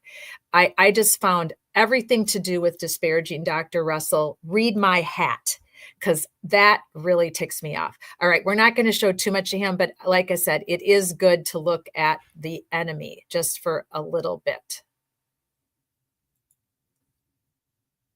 When she was working in the emergency room, I guess. So, and but can't point out a single tooth mark or nail mark. So that's going to be interesting. So that's 1 point for Hank Brennan. What else? The other thing that I found really interesting is Hank Brennan's motion. I need to read it in more detail, but he filed a motion requesting that the phone extractions from Turtle Boy's phone be used in Karen Read's trial to show consciousness of guilt. I don't know what the odds are of that, but I mean, I've been saying this all along. It's all part of the same case. This is, this is it. Like, she's harassing all of these people. They say free Karen Read, but she's the most free person of anyone that's involved in this case because she has all these free friggin' weirdos supporting her, and everyone else is getting harassed and now getting we're threats weirdos and getting because we this have and an getting opinion. that. People have lost a loved one, but Karen Read has gained a lot. She says this is her new purpose in life because she's a narcissist and because she's happy with what she did and she's happy with her newfound glory. Dude. I mean, she's queen of the swamp donkeys now. She's their idol. But I don't know. There was a lot that went on. So Turtle Boy was in court today for violating I think he was in court today. Baseline. I think it spilled over from yesterday, but he was in, as a, coming in. I had to watch it on Melanie Little's channel. So she's at least laying off the filters a little bit, but that was, she had the Zoom link. So I had to watch it through there. Oh, and basically the judge is on Turtle Boy's side. It seems like he is very much in favor of the First Amendment and it can't be violated. Yeah, and I do think that is dude. a valid Most judges are on the side of the stance where First some Amendment. people are super First Amendment and some people are more hate speech and harassment and intimidation of witnesses is not First Amendment, which is also true. So you can be a proponent of the First Amendment and be a proponent of not endorsing hate speech and harassment and intimidation at the same time. I know that it takes a lot of thinking, but it's possible. I think, come on now. So that judge basically, I don't even think he put a bail on him. They were asking for, I think the original complaint asked for him to be arrested. Basically what he did, he was at McCarthy's. He had some food. He was with a bunch of people. And then they went over to D&E Pizza, which is right next door. And, started staring into their surveillance camera and saying Chris, you know how you murdered somebody? John wishes he was still alive, but not because of you, because of Colin. you didn't do it, and blah blah blah, calling us a murderer, da da da da da, and tell Jill Daniels to keep her hands to herself, or something along the lines of that, and the judge basically said, well, this is different because he wasn't doing it on, like, putting it on social media, so it's a different, like, thing, kind of, where, you know, you're just calling people a murderer, which is like, it's defamation, which is a tort, it's not criminal. But the prosecutor argued, well, that would take like maybe 2 years for it to come to court, and maybe they would get a settlement. But does Turtle Boy have any money? Well, he didn't say that, but that's what I'm thinking. I'm like, yeah, great. That's why he defames everyone. If he actually had a pot to piss in, he would be careful about defaming people. But I think most people know that it's going to cost them money to go after him, and that they're probably not going to get shit in the end anyway. Well, Wolfgang, thank you for that. I just wanted to show you guys a little bit. I ran across him several months ago already, and I like to kind of keep an eye on what the Karen Reed people are saying. Like Julie said, I don't spend too much time listening to them because it just makes me nuts. But I do spend some time chit-chatting with them on Twitter X. When I find respectful people to chat with, I'll try and have a conversation, like a debate of sorts, you know, kind of get their feel, like, why are you still sticking with this? You know, after all the science that has come out, all the sketchy witnesses, we've been watching witness testimony for 8 weeks. We've been highlighting where they cross over each other, where they walk over each other, where they don't coincide whatsoever, where they actually conflict. And we haven't even gotten to the big ones yet, right? So it's just a travesty, and it's sad. And it just doesn't make sense to me how this is even happening. But this is happening everywhere, guys. It is not just in Canton, Massachusetts. And as you well know, what happened with Sandra Birchmore, that was in Stoughton. Enrique was also in Massachusetts, just en route, Massachusetts. You've had your share of really horrible deaths and terrible investigations into the deaths in Massachusetts, but it's going on everywhere. I had Ed Byers on the show many times this fall telling us about the corruption in Indiana, Clark County, Indiana, where the sheriff finally went to trial and so many of his crimes were past the statute of limitations, guys, that he's not even serving that much time. And he got a plea deal. Then his wife was arrested. His daughter was arrested. And now I guess they're looking into possibly more arrests. So I have to bring Ed back one of these Thursday nights, calling out corruption, because he was very instrumental in that. And he stuck with it. And it took them years and years. When corruption is that high, goes that high up, and it's that huge, it takes a long time. Justice is slow. It isn't always fast, unfortunately. So those of you that want to continue to help call out crime and corruption in your communities, it's hard. People want to give up. I was reading a lot on social media the other day, on Facebook too, where a lot of people are saying, I don't think I can keep following this case. It's so depressing. It's so sad. The fuckery disclaimers that have to go out every day for those of us that believe this is a corruption situation, just like what happened with Sandra Birchmore. How in the world did that go on for all those years, right under the nose of the chief of police and all of the other officers? It's an absolute travesty. And then the investigation of her death, come on, the same officers. I mean, we'll do a live about that, because it's really sickening that they ruled, that her death was ruled unaliving by herself. There's no way. And a cop that was only on duty 1 week should have been able to tell. She ordered a pizza, for crying out loud. She was doing laundry. She was seen on surveillance camera going out to her car to brush snow off. Oh, I guess I'll just come in and hang myself by my closet door. I mean, it's the same with the Ellen Greenberg case that I've been covering and will continue to cover, that they said she stabbed herself 20 times and everybody looked away, and the crime scene was completely trampled on. They let her fiance's judge uncle take her computer, her purse, and her phone out of the apartment. Then they let the apartment get cleaned before it was even gone over by CSI. I mean, the purposeful mistakes are the same purposeful mistakes that happened in Sandra Birchmore and that happened with John O'Keefe.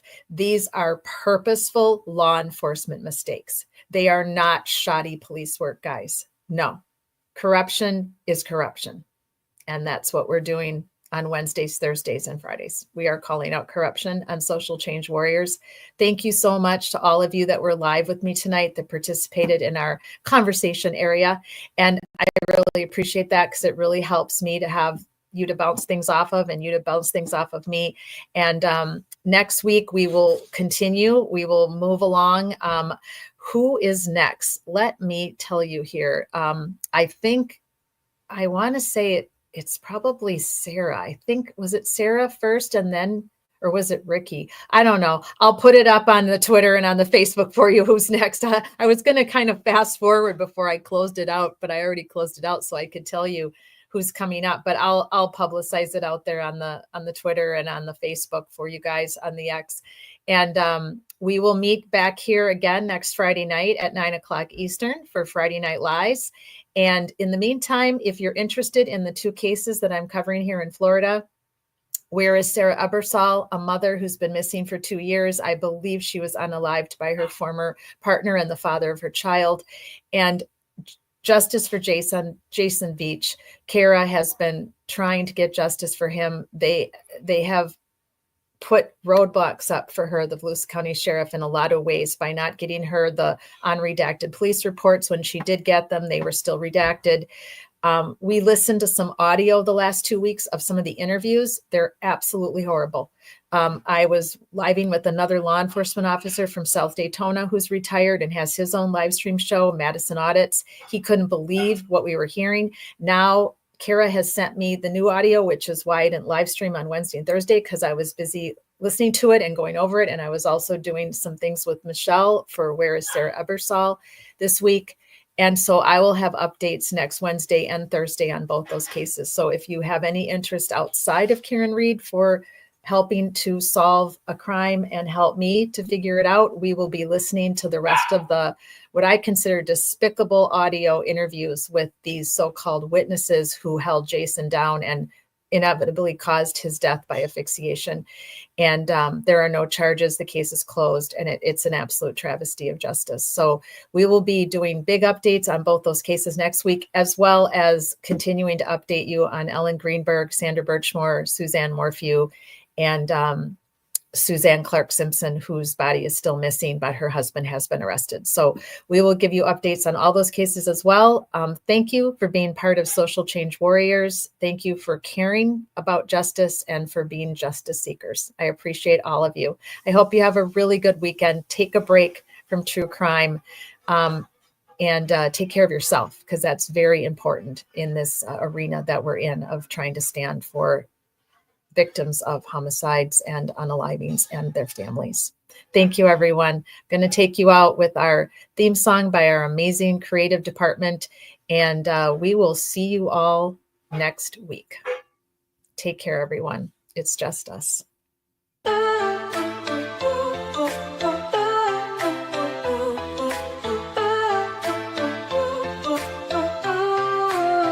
They try to silence the truth we shout, but we're still here, we're still calling out.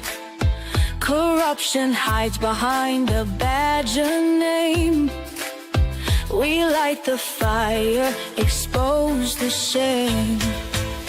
We're justice seekers, we'll fight the fight for every voice lost in the night. My life mattered is the cry we sing for the ones they tried to bury within. It's just us, we're a movement wide. Together we rise, won't run nor hide.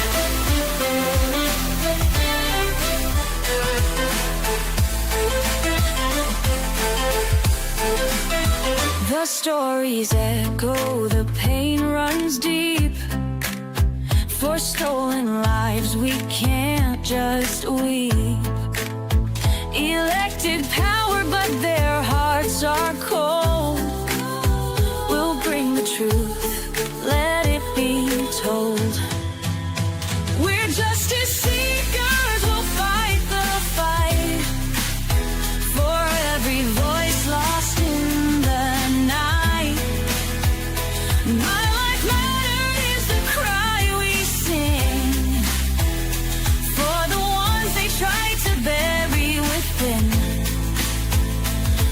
just us. We're a movement wide. Together we rise, won't run nor hide.